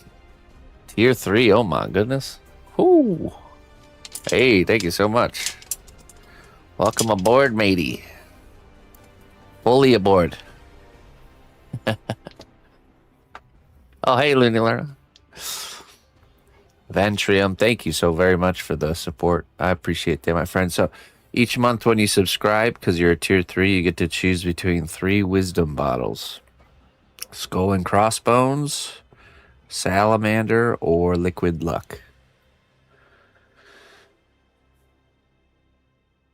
So you get to choose, and then we get to read your wisdom for the month. And you get one of those each month. Each month you subscribe. So what it'll be? What will it be? Choose wisely, salamander. Okay. All right. Let's see what it says. Wisdom. Some wisdom to carry you through the month. The sword that serves only the self will one day turn upon its wielder. The sword that serves only the self will one day turn upon its wielder. Ooh. And that is definitely true. Take the wisdom, let it sink in. Don't be that person to learn it the hard way.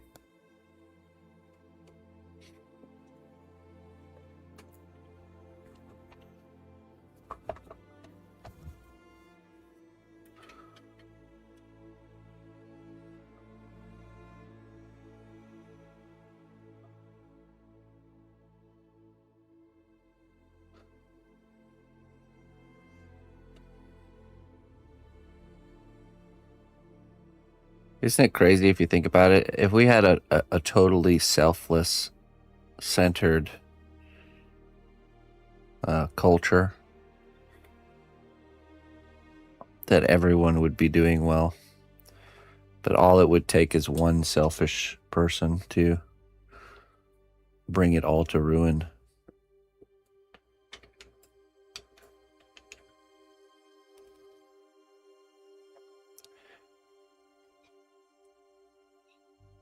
Nobody would go without in a totally selfless system.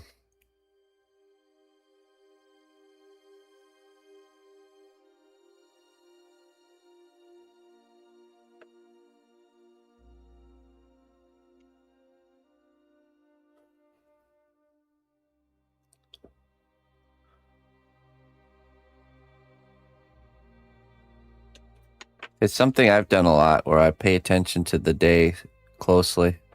That every little decision usually boils down to two things. A selfless choice or a selfish choice. Like almost every single one. It's insane how difficult it is to always choose the selfless one.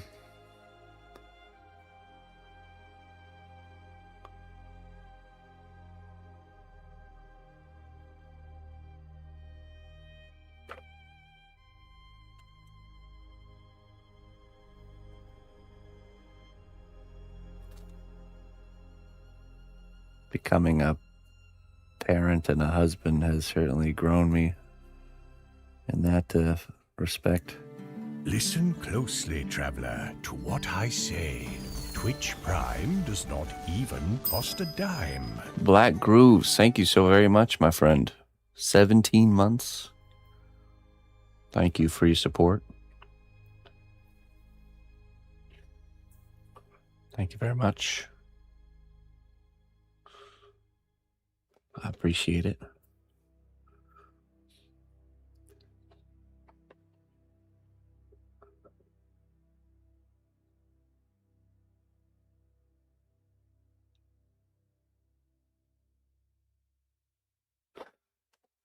It's an interesting quote. What's that from there, Clayton?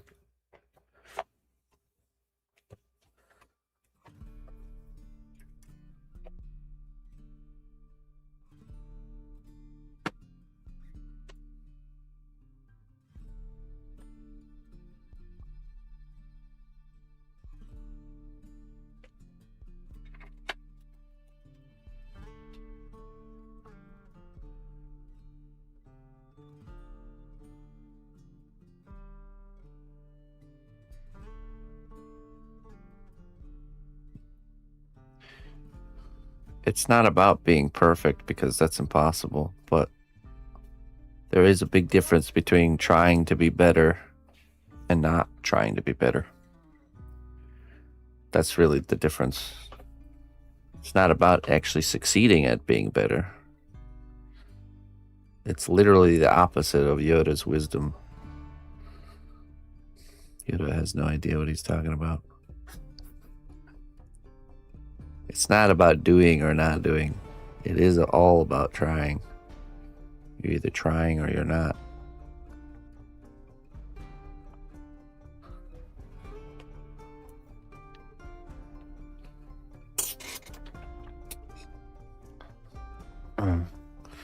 Because true change is not a switch that you flip where you flip it once and you've changed. It's a back and forth. It's this trying and failing and trying and failing, but each time failing a little bit less until someday, most of the time, you're not failing, but still occasionally you do.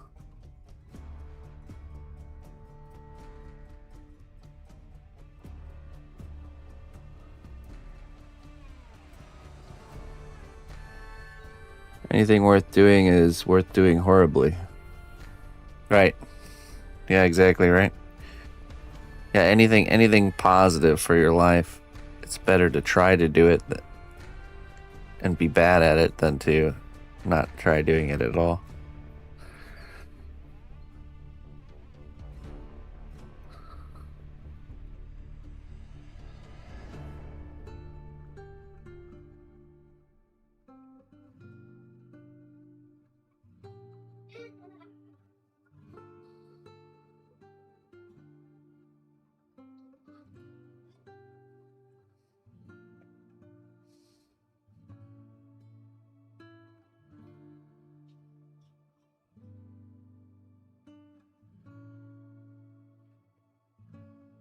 It really makes you wonder where does that come from? This resilience to doing things because of the fact that we can't do them well at the beginning.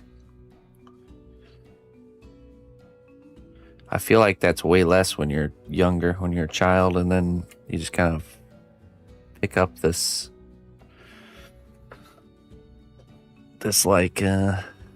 despisingness of doing anything that might make you look I don't know. Daddy, Yes. let me look for the long shots. The long shots? The long shots, yeah. I want to play with some, but Mom's too busy. She said, ask you. Alright, yeah, I'll give you a hand. She said she didn't tell you that she's too busy. She just said to ask for my help. She probably is too busy. That's probably why. Oh, I see. So she didn't say that. You thought it.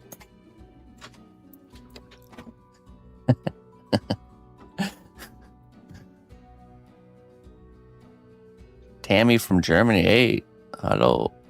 Wie geht's es dir?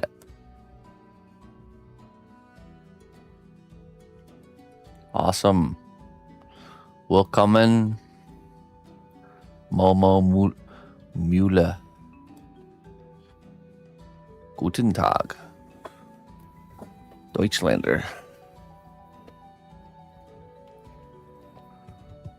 Welcome in to you and your company.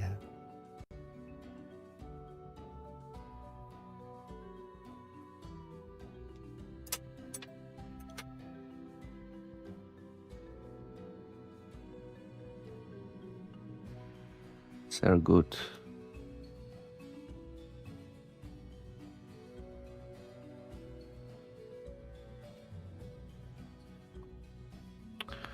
Oh, I might be a little bit beyond my German capabilities. Wann kommst du uns besuchen?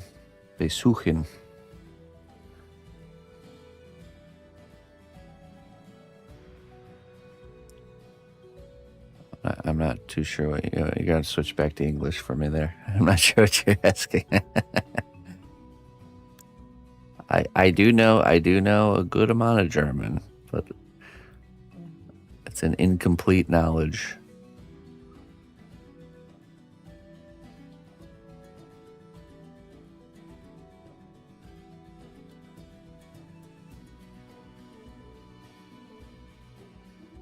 Exhausted.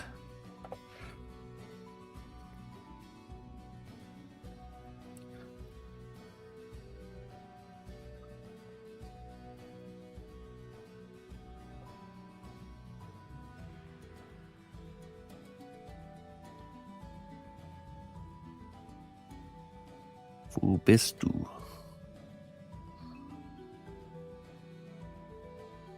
Hörst du mich? Jawohl.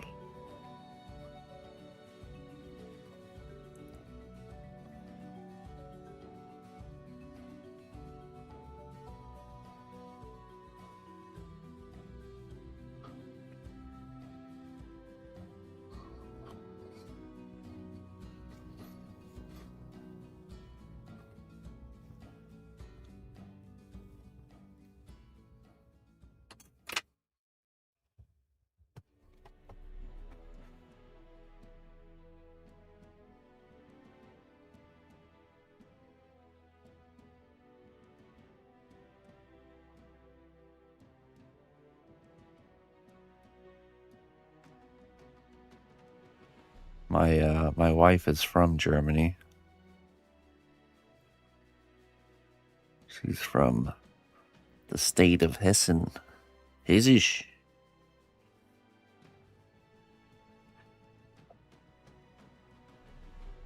And over the years, I've picked up quite a bit of German, but I've never really sat down and really committed to like a course. I really should.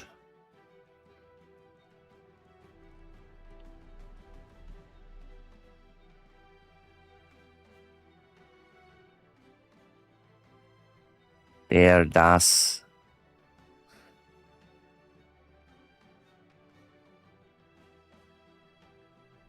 All the different weird things with the German language. But then again, English has just as many weird things, honestly, that just don't make sense.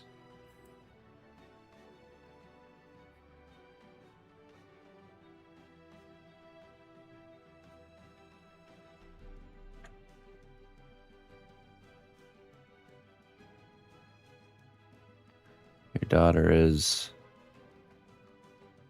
something and small.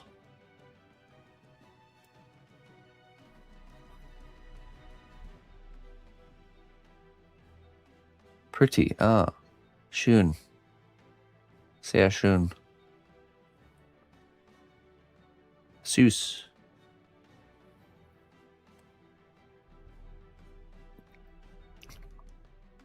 Kleines süßes Mädchen.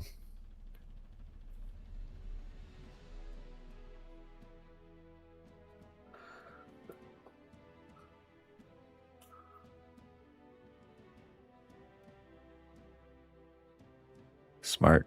Smart and small. I'm sure she's smart.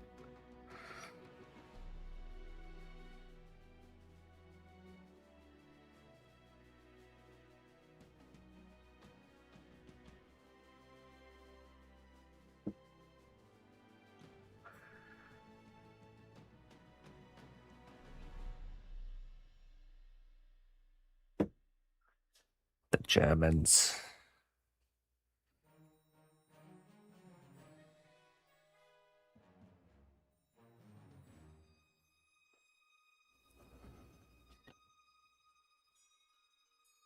No Germany this year, but we do plan to be there the fall of 2027.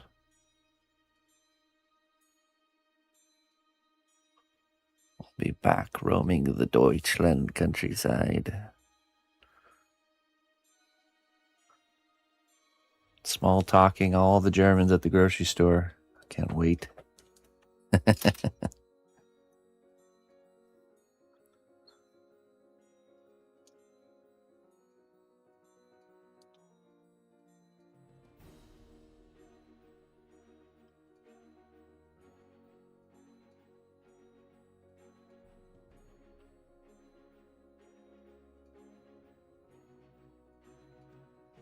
Heading to Germany? Holiday. What are you gonna do there? Go explore some castles or something?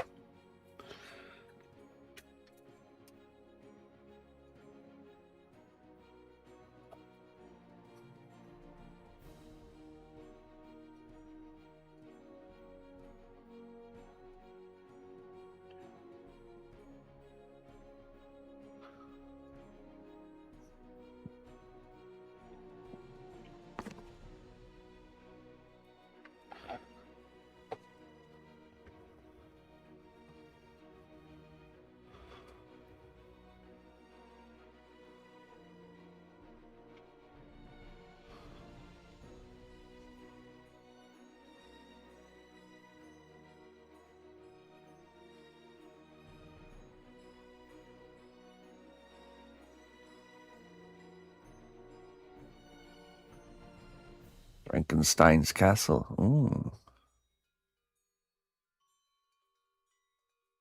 Oh yeah. What so my wife's home village is next to Fulda. How far are you from that?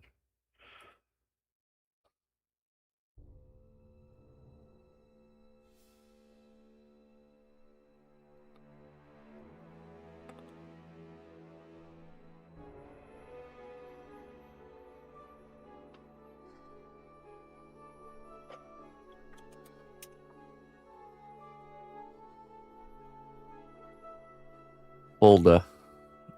Fulda. That's the closest bigger town that she's by. Her village is a tiny little village of like 400 people. So it's not something people would know.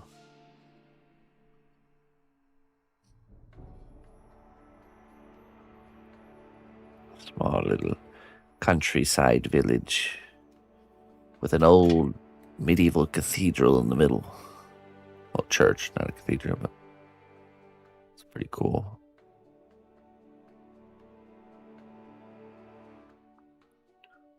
Sheep's on the hillside in the distance. 450 kilometers. That's quite a trek.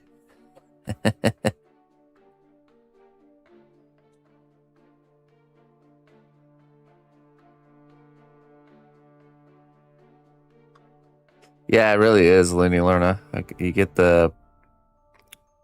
the real true experience, not the kind of the cliche stereotype experience.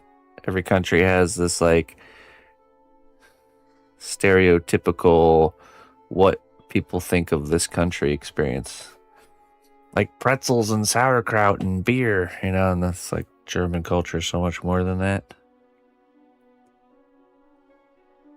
But if you go to like Munich for Oktoberfest, touristy town with a touristy time, you're gonna get that experience, that one that you expect.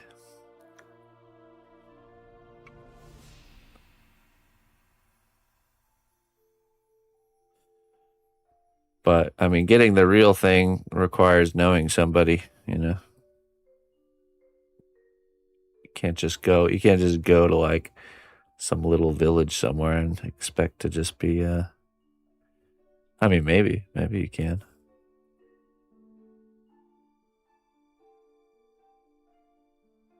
Oh, really? And they got really good like biking highway system there, Margaret.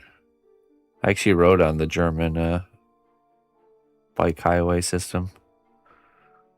Everyone has those assisted pedal e-bikes out there. And my wife and my father-in-law went on a nice long cruise around the countryside. So nice. It's like about as good as it can get, honestly. It's very very hilly there. These like big rolling hills, and just super. Everything's so spaced out. Tons of animals. Just a really pretty part of the country.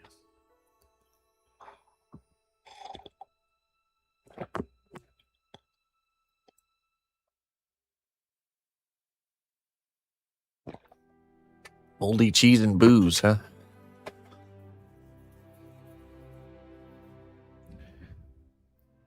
It is pretty interesting how inexpensive beer is in Germany.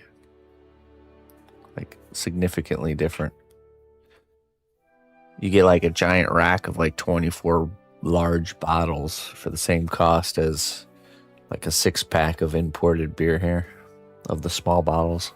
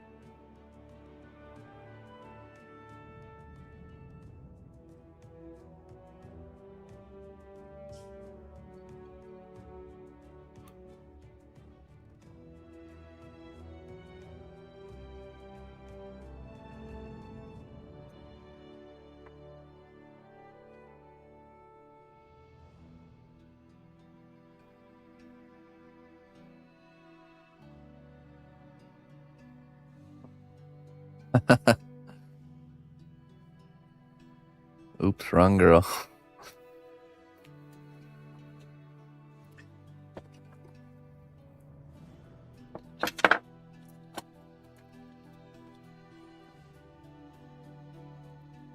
Yeah, it's what a common story that is, to kind of hook up with somebody too quickly when you're just desiring to be with somebody. That's the wrong move to make, for sure.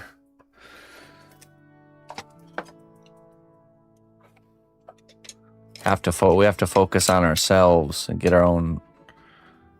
We have to be okay just being ourselves and focus on our own ambitions and goals, and then that comes next, relationship, bringing somebody else into the mix.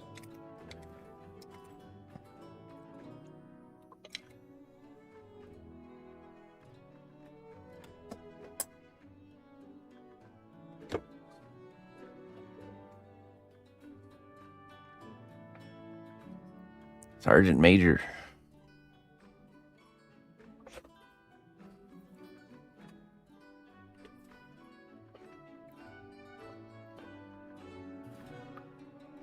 Must be an interesting time to be in the military right now.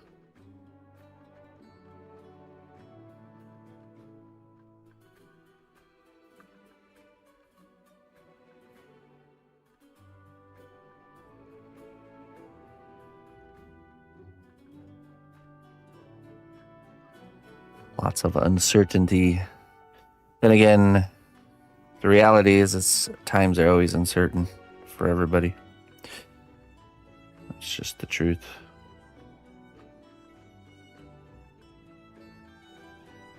We get moments where things seem certain, but never truly.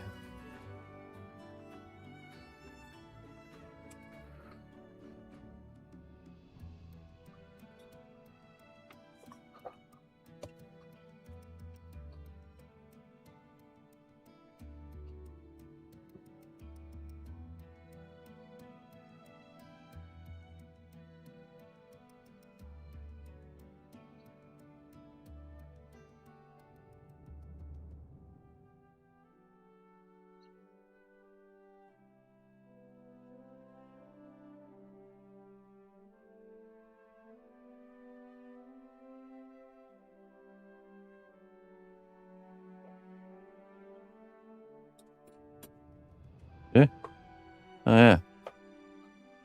Oh, it's baked down there.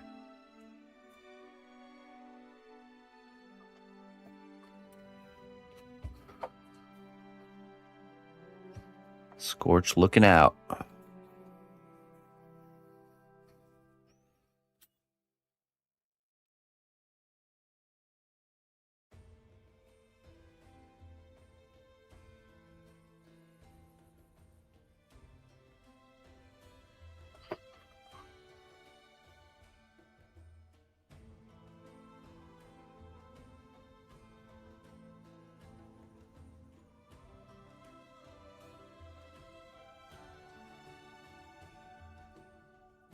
Do you have you're a bumper sticker person, aren't you, Looney Lerna? Do you have a bumper sticker that talks about how proud you are of your son?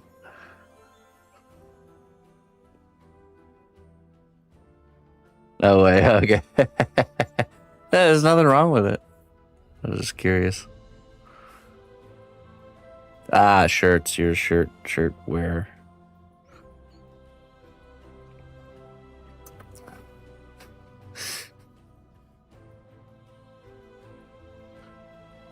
Not a bumper sticker person, huh?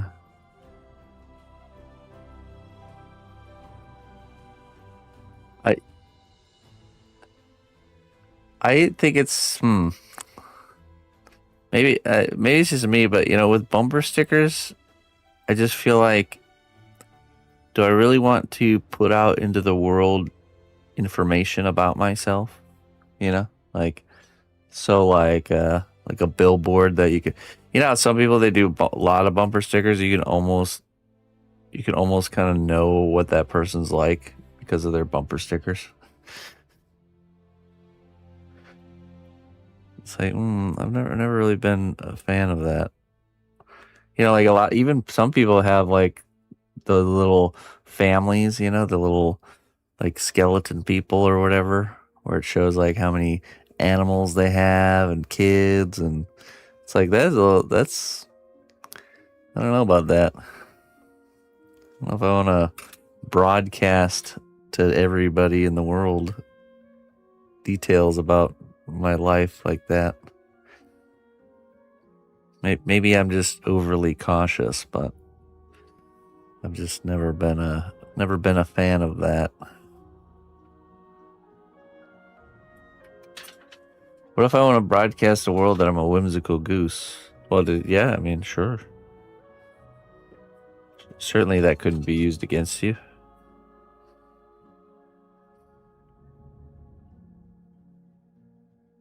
It's the same with people that put signs in their yard, especially political signs. Man, it's like, I don't know. We live in a time where things get so, people get so hateful towards each other because of just these different sides, and like, is it really a wise move to kind of project this? Like, has a sign like that ever done anything good, really? Or does it just paint a target on yourself, It's just not wise, I think. Like, I've never seen a sign of somebody's name, like, vote for Mayor Sienna, I've never seen one of those signs, and I'm like, yes, that's it. It got me, It's like, so is it some sort of like, is it a psychological thing, like that? If there's enough people with this mayor's sign in their front yard, then I'll be like, well, everyone else is voting for that one, so I'm going to vote for that one. Like, it's because I don't like, it doesn't, I don't see a scenario where it actually like helps, other than that, other than getting like, people to just, well, I've seen that name before like 5 times, my neighbor's yard, so I'll just check that box right there. Have no idea anything about that person. That's probably more the case right there. But yeah, in such polarizing times, let's just be careful about that kind of stuff. Okay? Because there are people, lots of people out there that will hate you for, your personal views on things. So you should guard, personal views on things should be guarded like treasure, honestly. Polarizing things, I would say. Polarizing things that divide, that don't bring us together.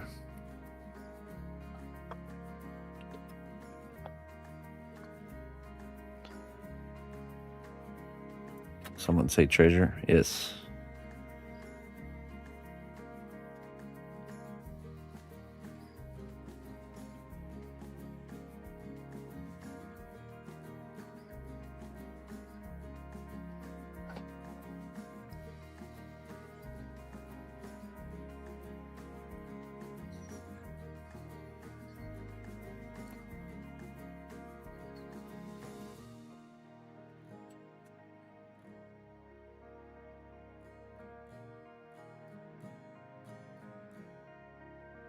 Yeah, I think that's true, Scorch. I honestly think it does work really well, but it's not like in a good way.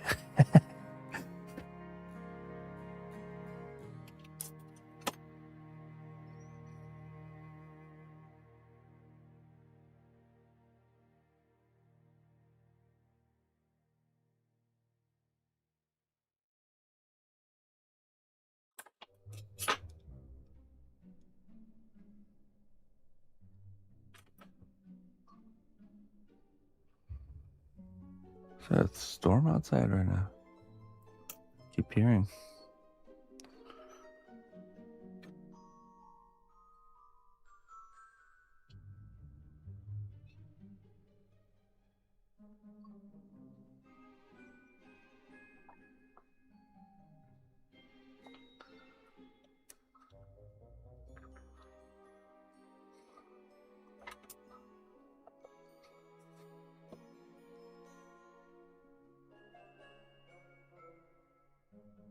I support my legs because they support me.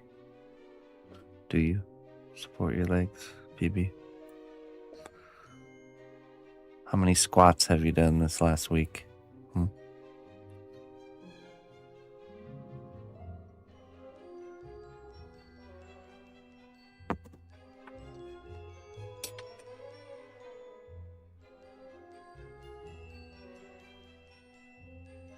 36.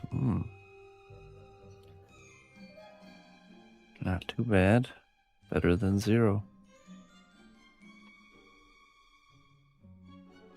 Your legs are buckling, so you've been neglecting them. But that will make them buckle more. That's pretty counterproductive.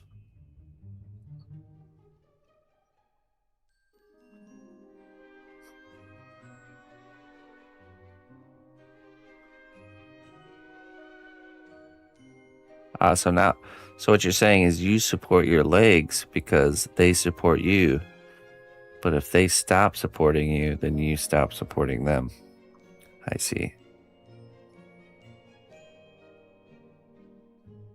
So it's a very transactional relationship here between you and your legs.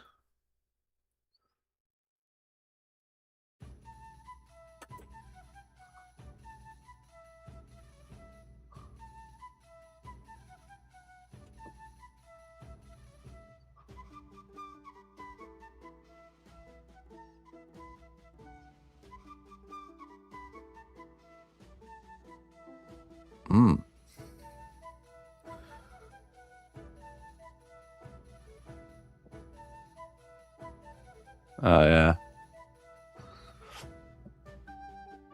Oh, yeah, it doesn't surprise me there, Lenny Lerna.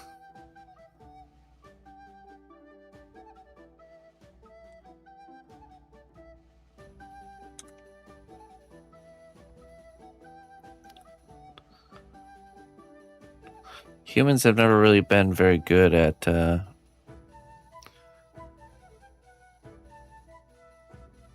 at leading over each other.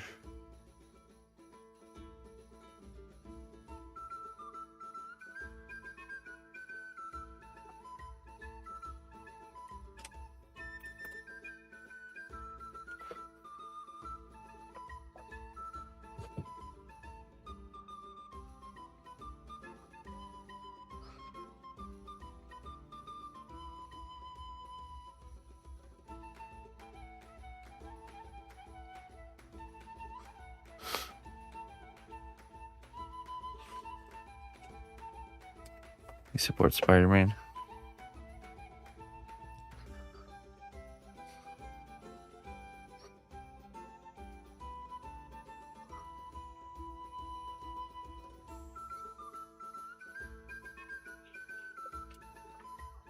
My wardrobe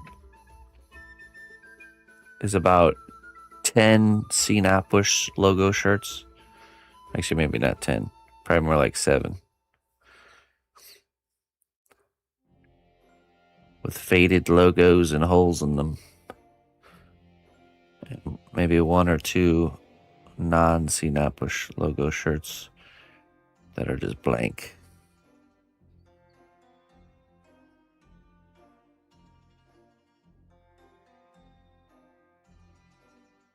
That's about it.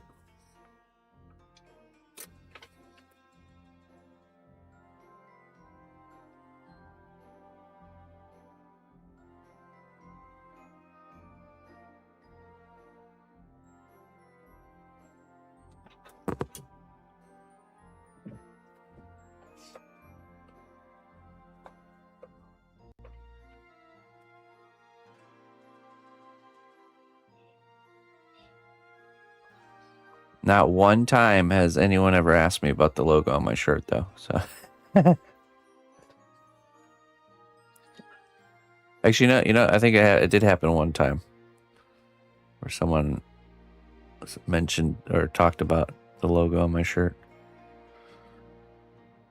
Just once.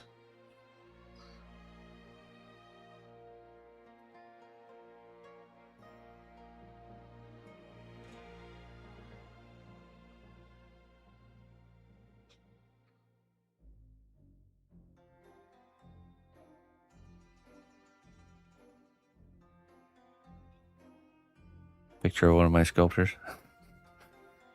I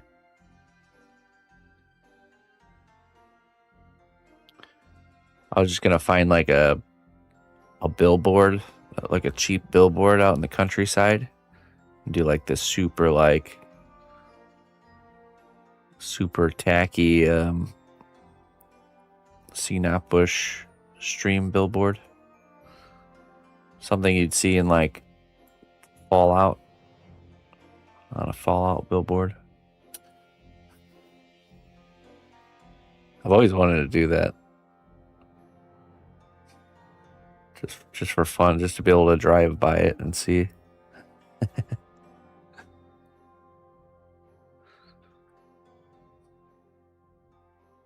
We'll get all those semi-truck drivers to become worker and lurkers.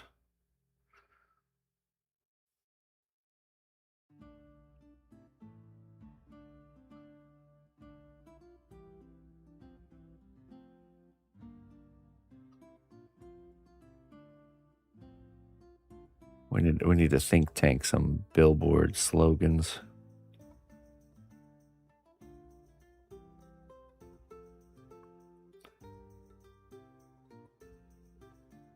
I've always wanted to do like, in the back of like the newspaper, the squares in the back of the newspaper, little square ads.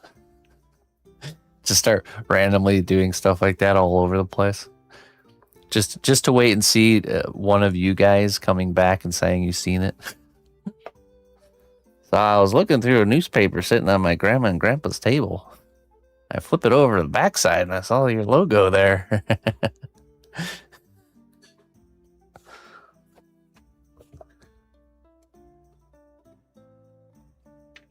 Old school, all the old school methods. It's probably still super expensive to do that stuff. That's probably the only reason I wouldn't. Or it isn't. I don't know.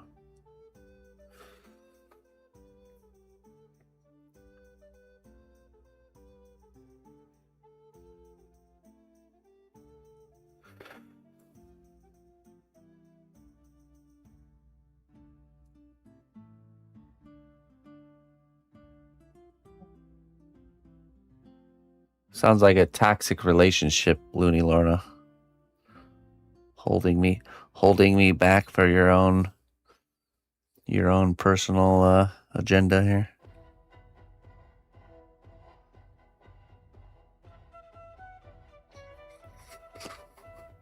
We must make him fail.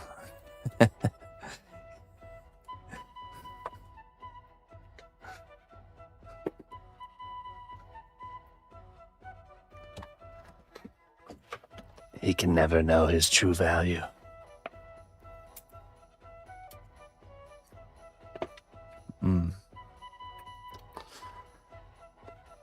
Oh, we're getting there.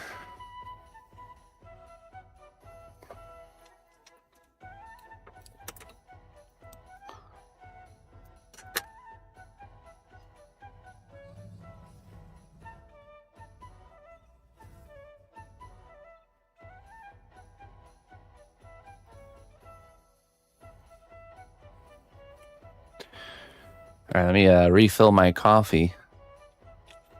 This almost looks like the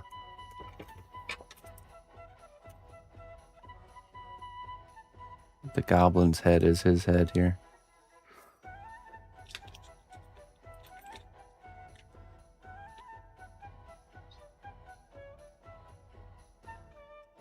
There we go. Goblin warrior. All right, I'll be right back.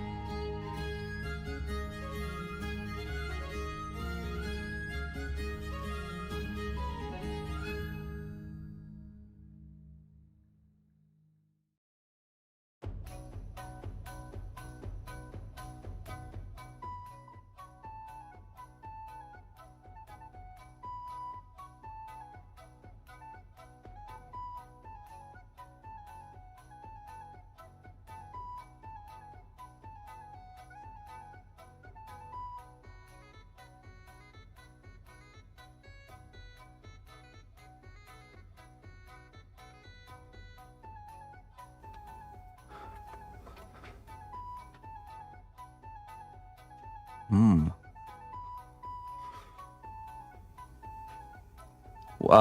think I seen that one, Margaret.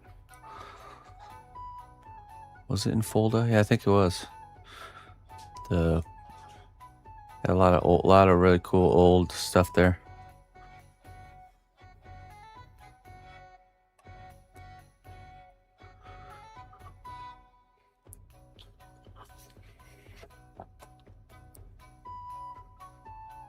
Good inspiration.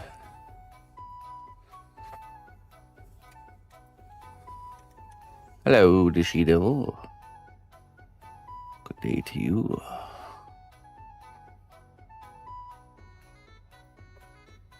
Howdy.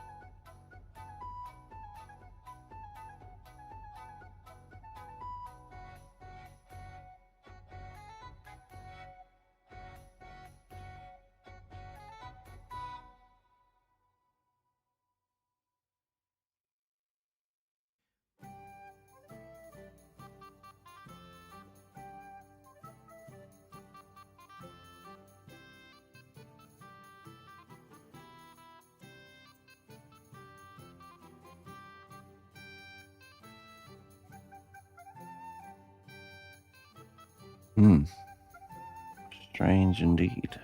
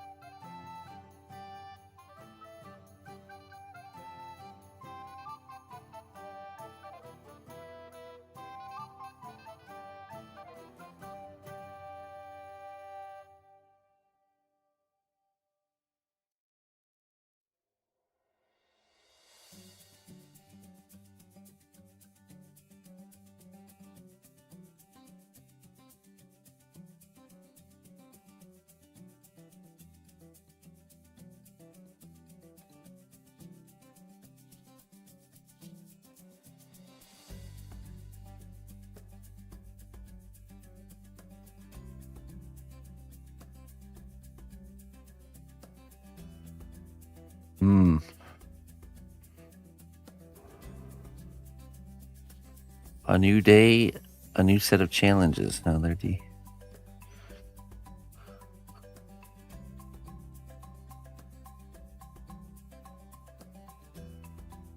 This is exactly why we don't worry about the future or dwell in the past, because there's plenty to do right now.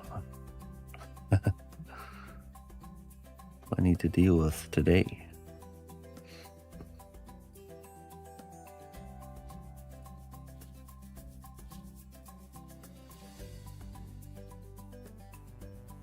I was listening to this guy who researches the mitochondria, which is where we get our energy from. You know, biologically, it's where our cells get the energy, is from mitochondria. And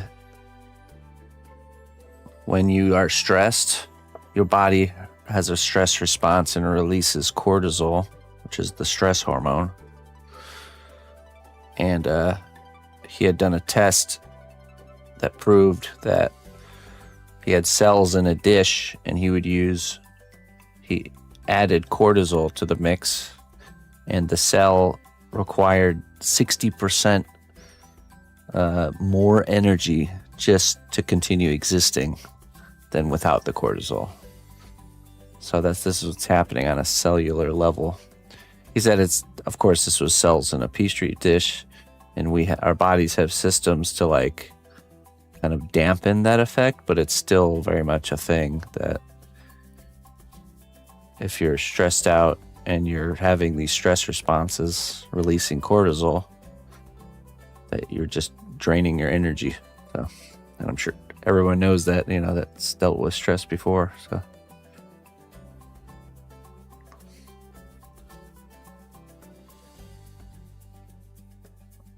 yeah.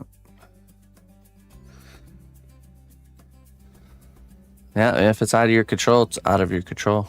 So stressing out about it and worrying about it, it's not going to do anything. So you just have to let it go, Makes perfect sense.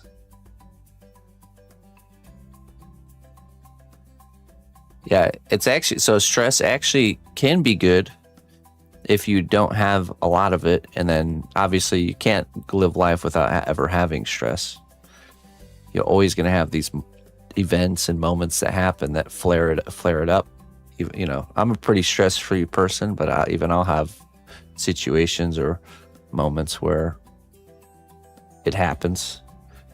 And in that regard, it's actually good because it stresses your system for a moment of time, and your system responds with make your cells make more mitochondria because of the stressful time. It's the same with exercise. By kind of putting some strain on the system, your cells are like, oh man, that was terrible. We don't want to do that again. Let's build more mitochondria. So that way when it happens next time, we're better prepared. And so you ultimately get more energy from having either stressful situations in small doses, and also from pushing your body through exercising, with proper rest time in between. So it was really interesting to learn that connection, a biological connection between energy levels and kind of where that actually comes from,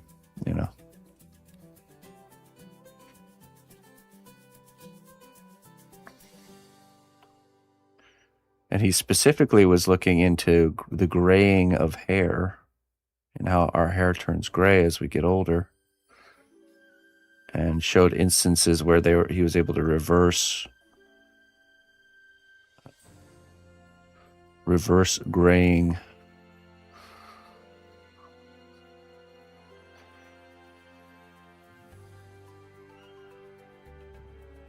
Which was really interesting. And kind of the link between stress and graying of hair. Stomach and brain connection. Oh yeah, for sure. The gut. And our immune system is very much, a lot of it comes from the gut health.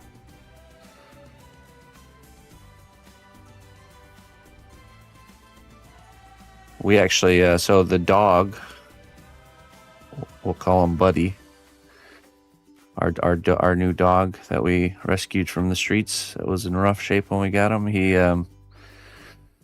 had him for a little while, and he wasn't putting on weight. A little bit, but not like as much as you would expect. Still pretty skinny. And he was also, when he would poop, it would smell like it would have a really strong smell. And there's a few other details, but anyways, we concluded that his gut health is probably messed up from his time on the street eating a bunch of random stuff, you know? Who knows what he was eating? So I looked into a good probiotic for dogs, which is like basically beneficial bacteria to like go into your gut and start kind of getting things in check. We started giving that to him, and all those other symptoms just completely changed. He's starting to gain weight now. It's just amazing to see how, just knowing that he needed this thing made a huge difference in his health, you know. His fur looks really nice and smooth and clean, and he's doing really well. His ear problems are even getting less.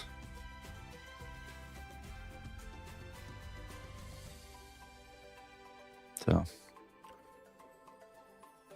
the body's way more interconnected than we think.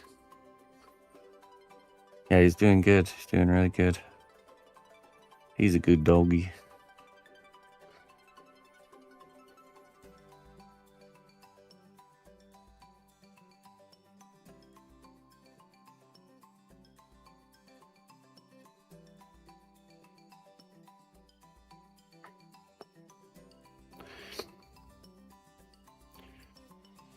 Good gut health is important. We can all get some probiotics in our diets, and it would greatly help. Yogurt is a good source. Pretty much anything fermented, kombucha, kimchi, sourdough bread.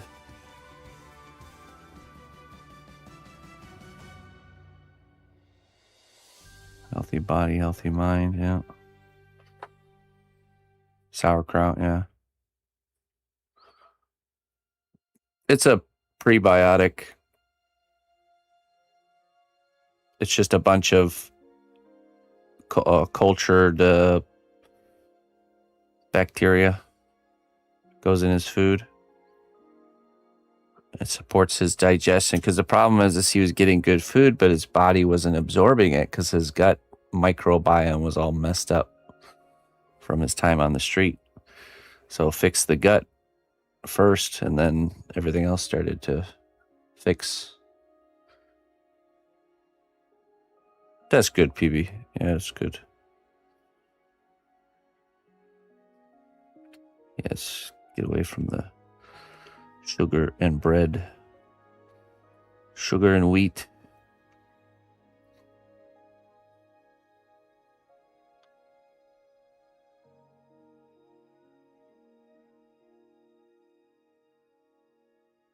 Yogurt, what kind? Like, not like a flavored yogurt. Just get like a Greek yogurt, just plain, and then just put a little bit of honey. Mix in a little bit of honey. That's it.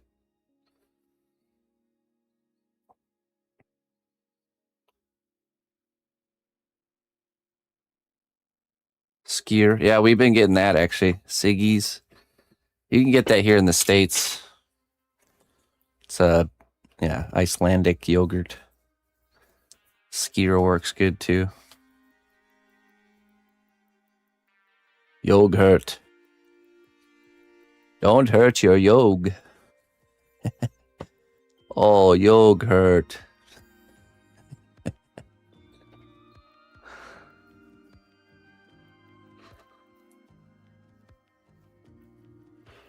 Blueberries.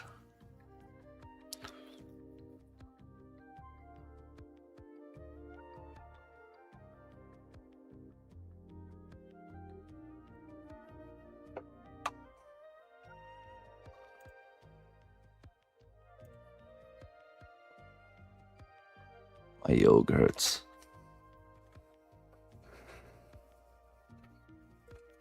Hit them right in the yog.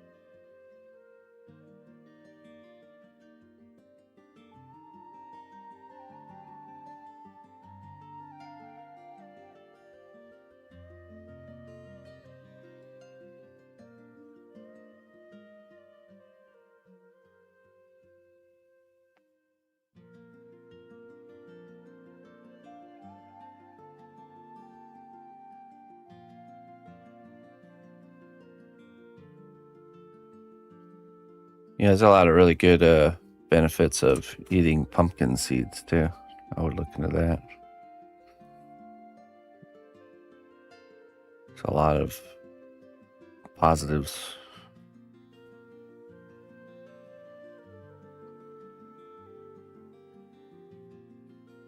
Actually, I'm growing pumpkins this year just for the seeds.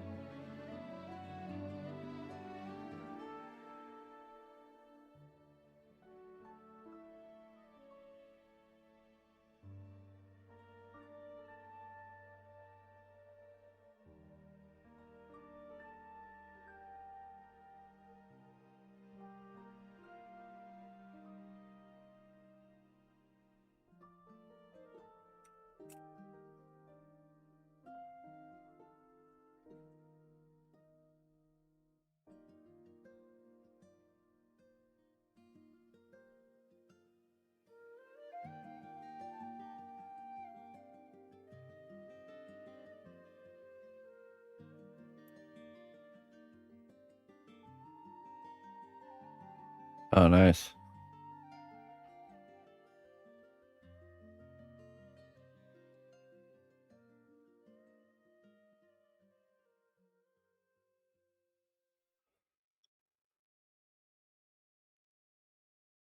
You're yoga herded, huh?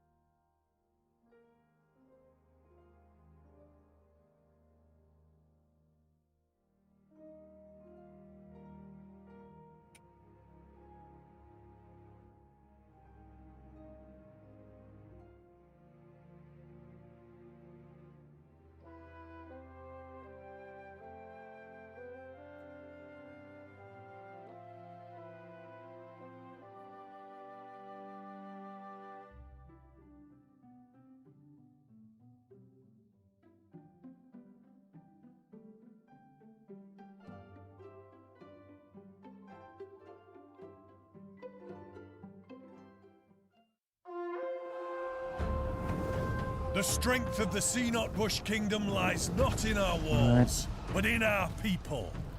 March to war. What are you doing, Yankee?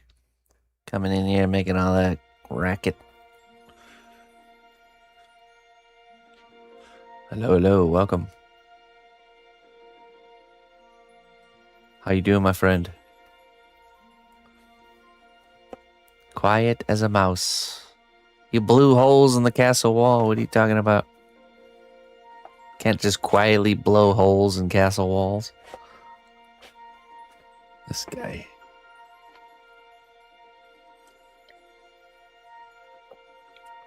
I appreciate that. Welcome in. We're pushing clay around with a stick till it looks like something.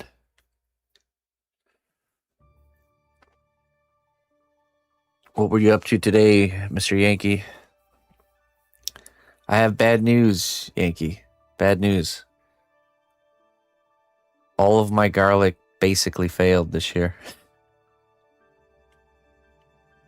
All of it. I planted in a different area than I normally do. And it was bad. All of them are like really small. It's a bummer. Onions did well though. Onions are basically on the tail end.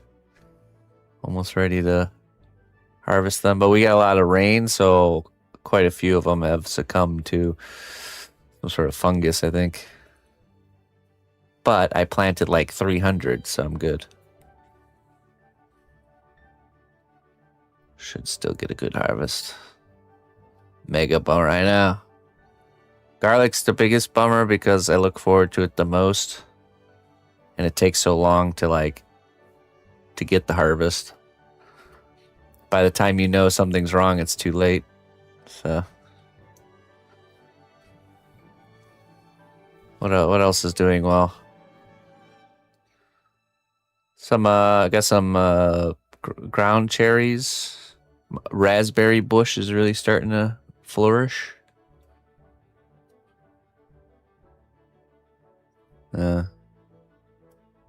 Some good things. Jerusalem artichokes absolutely took over. I'll have a good harvest of those. Oh, really? Interesting. Yeah, it's I think second or third year of I think it was second year raspberry bush. Made some nice ones. Couple handfuls here and there. Yeah, that's how it is. It's like some years. This is why diversifying is important. Some years, some things do well. Other years, other things do well.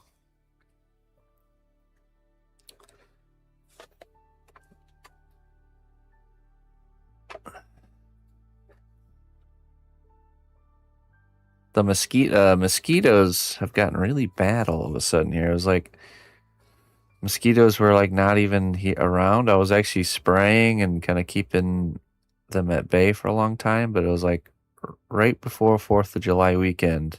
It's like they all just like emerged at the same time.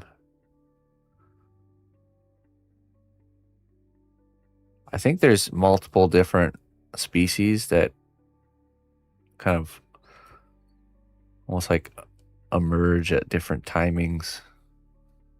I want to look into that because I noticed earlier in the year there's more of like these kind of like the standard larger mosquitoes that are like more of like a brown color. And then later summer season, you get those black ones with the white stripes, like zebra painted ones that are really small. And those ones are the worst. They're also pretty quick at like landing and biting.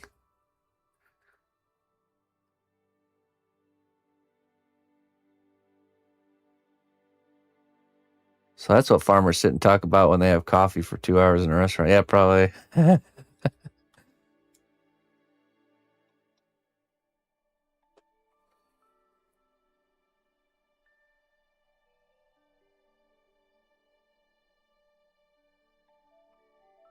Talking to old guys talking about weather. Weather, crops, this plant, insects.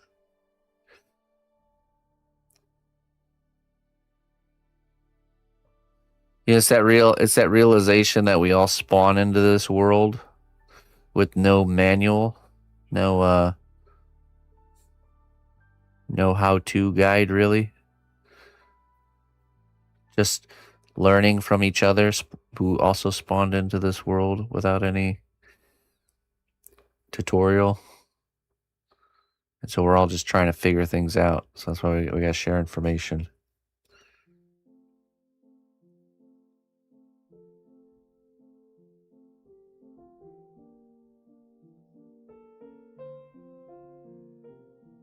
Remember when games had no tutorials?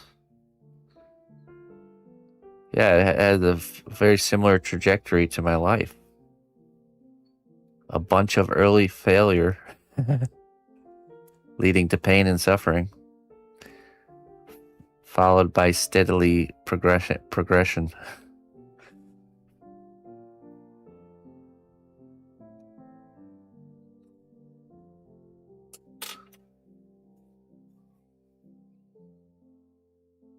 Actually, I think all the old games that I used to play, I don't think I ever beat one of them. When you couldn't save, you know?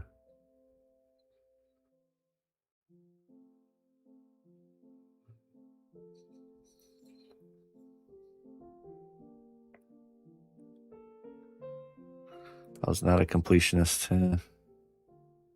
I think every single game I played when I was younger, I never finished a single one. So I had to go back and like look them up, like what the later levels look like. And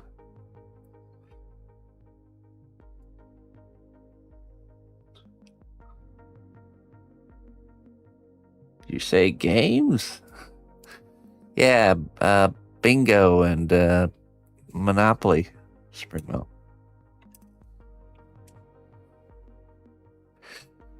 You know, one of the games I always wanted to play, but no one else wanted to play with me when I was younger was Risk. I really loved that board game. I was super into playing Risk. Boom roast.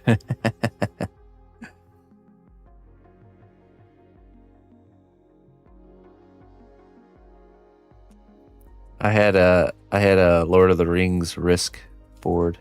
That's even cooler. It's the Middle Earth map, and you have the different factions. How did I cheese Risk? I always took Mordor. It was only one way in, one way out. I established myself in Mordor and began my tyrannical rule of Middle-earth.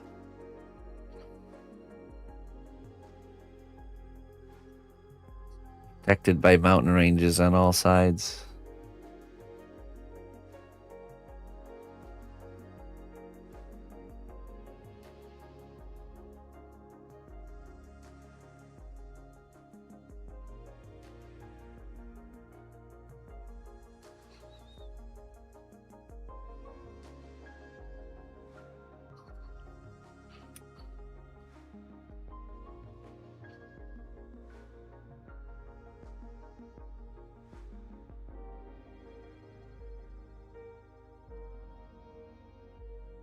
Star Wars Risk.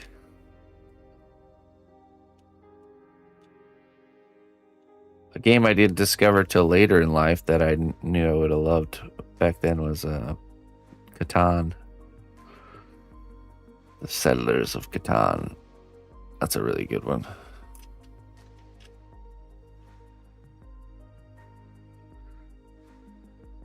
We used to party on weekends and play Risk with 4 friends. Drink a lot of wine. Wine and Risk. They pair together like cheese and wine.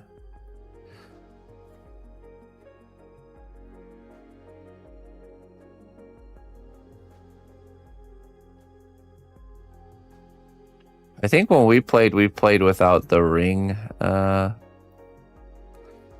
it was optional to like not do the ring part, and we always opted out. We just wanted just a good old fashioned battle of conquering.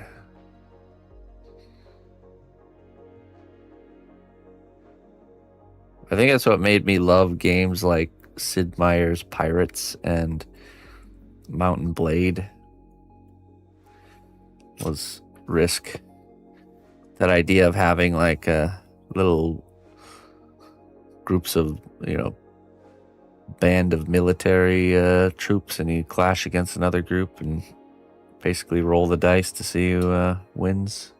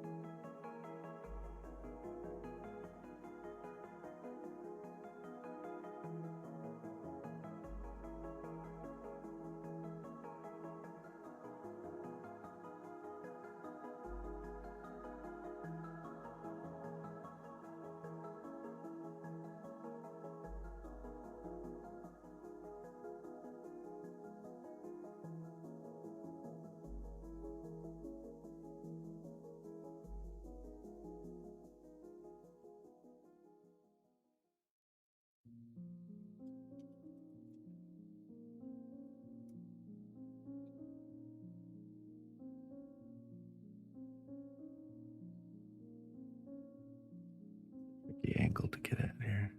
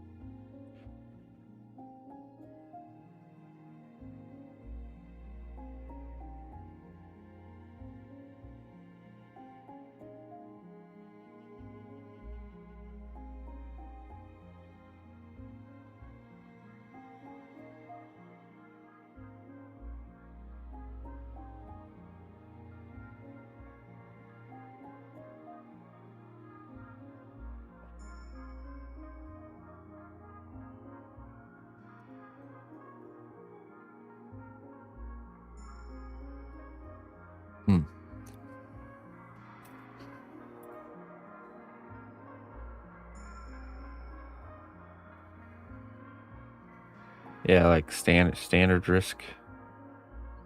Still good, yeah.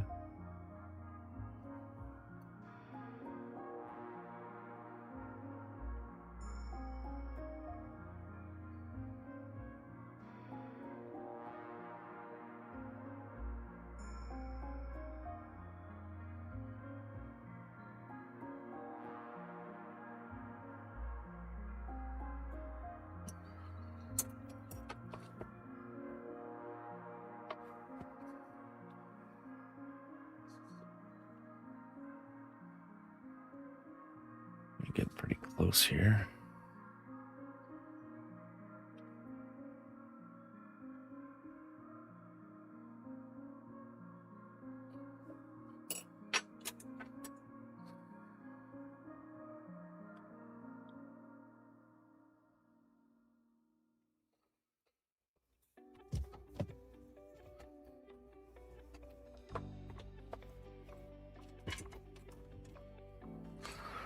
I think we can start texturing here.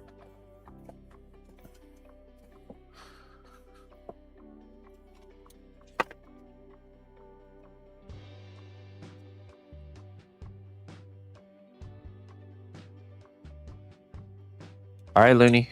We'll see you tomorrow or later today. I'll be on today evening. Trollhead Day tomorrow.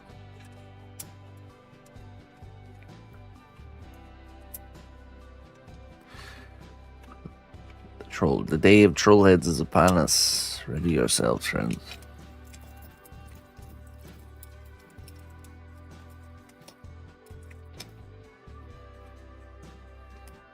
I'm pretty ready. Having that week off yesterday or last week really recharged.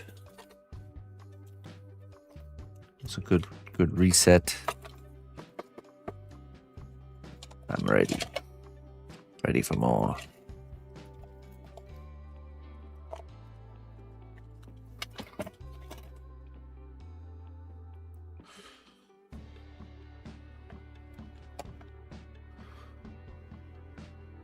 I do, yeah. You see it? It's soaking in still. Normally my arms don't even get burned because I got pretty good farmer's tan, but I mean, you could see here, there's definitely quite a color difference. This will definitely all turn to tan. It's mostly my face that got. Normally when I'm in the garden, I'm wearing my hat, but I couldn't wear my hat when we're on a boat, so else it would fly away.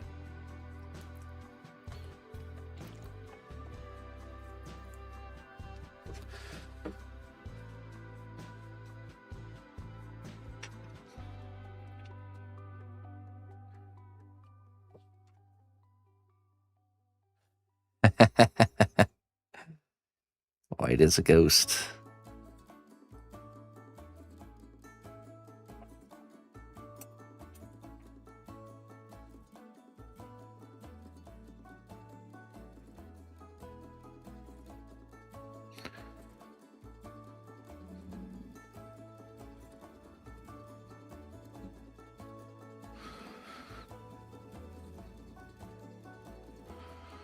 But yeah, it was good. It was a really good day. Real fun.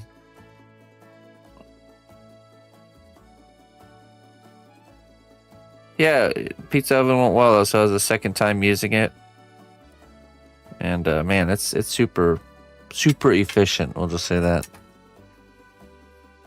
You put the pellets in, and it, like, the way it circulates the flames and stuff, it just really cooks it like better than ever. You get it going like 20 or 30 minutes before you cook pizza, and it heats up the stone that's on the bottom, and then you refuel it up, and then throw your pizza in there, and it's literally like 15 seconds turn, 15 seconds turn, 15 seconds turn, and then done, basically.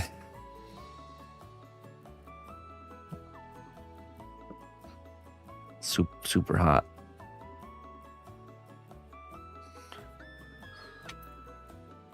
Uses pellets. Yeah, it's a pellet one. I've learned my favorite way. So getting it started can be a little bit tricky, but I learned I have some old corn stalks from years prior, you know, and man, those are amazing fire starter material. Some ethanol sticks, you know, just break up some old corn stalks, stick them in there, lights up real easy.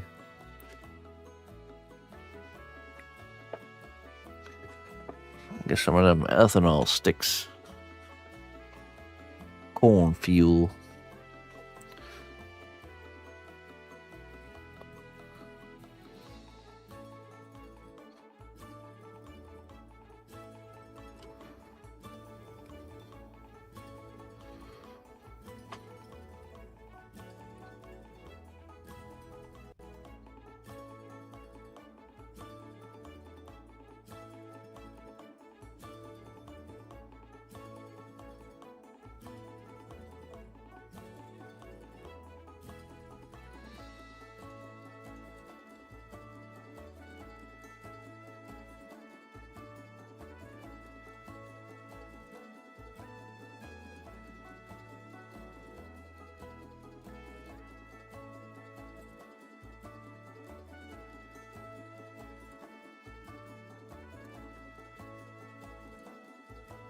Oof.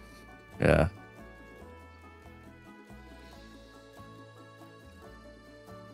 You ever had real corn wine before?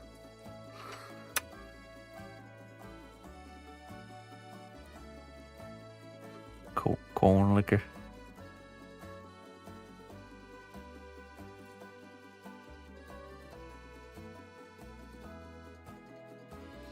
Get old gasoline in a mason jar.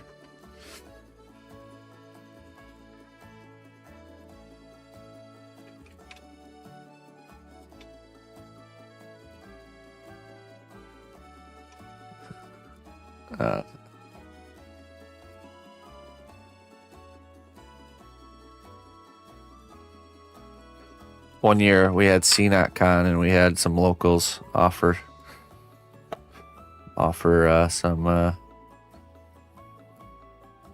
some of the local delicacy.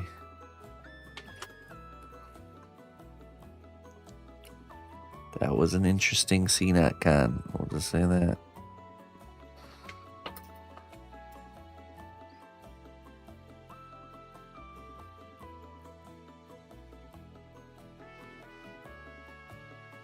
Gonna be an interesting night when a local pulls up on a golf cart offering a mason jar full of clear liquid.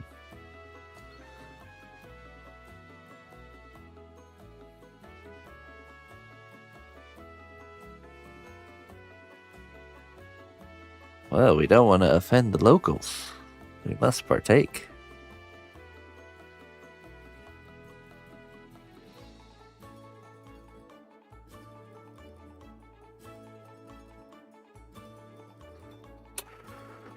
Whew. No thank you. Nowadays, it's like, oh, no. No thank you.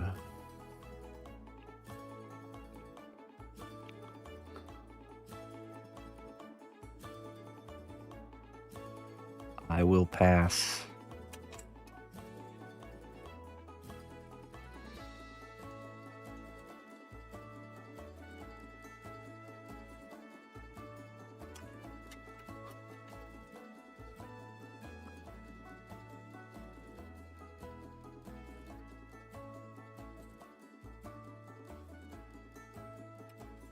Spring. You crazy.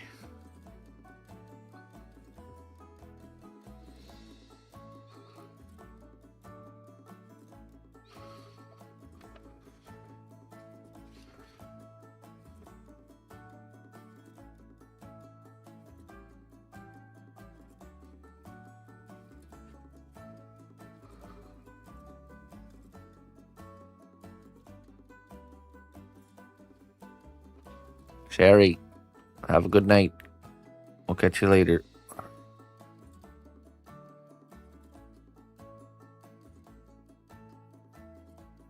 I'm gonna get rolling here too. Do you think we're gonna document those pirates so we can get those out?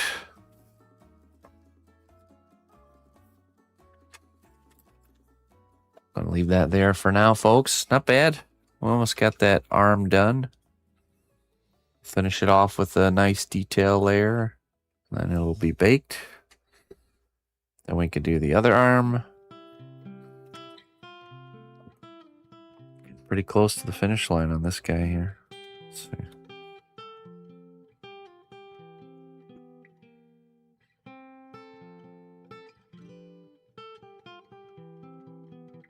Just doing that pointing.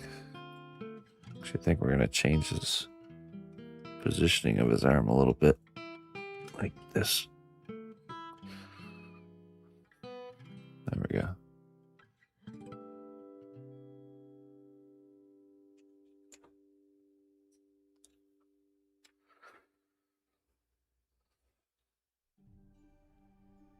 Then we have to finish off these guys here, our minions.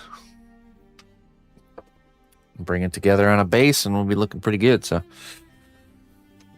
Nice.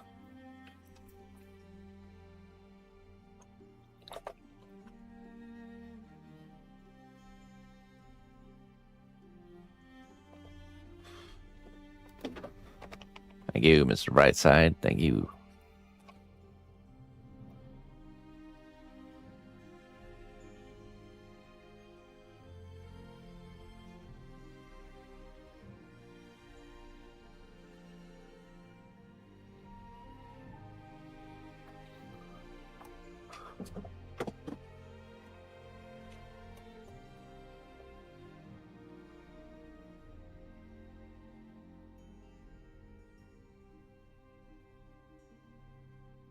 See.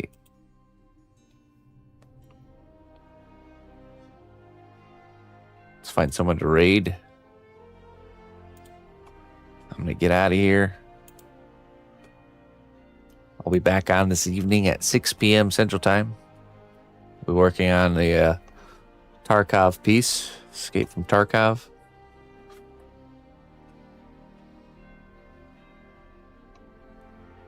No modern warfare.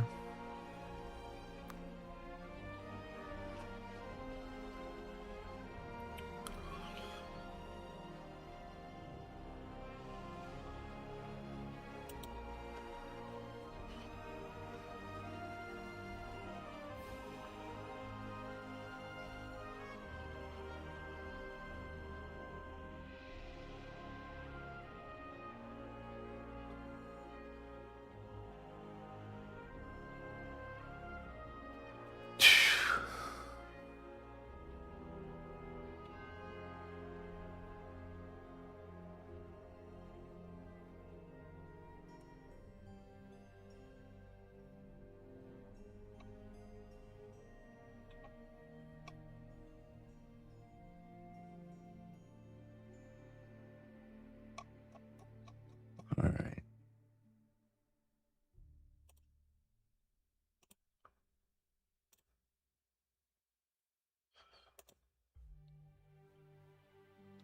Oh, Hugo's on? Let's see. Where is he? Ah, there he is. Yeah, let's go visit Hugo.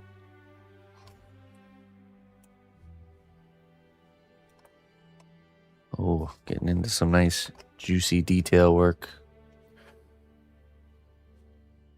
Quite a quest.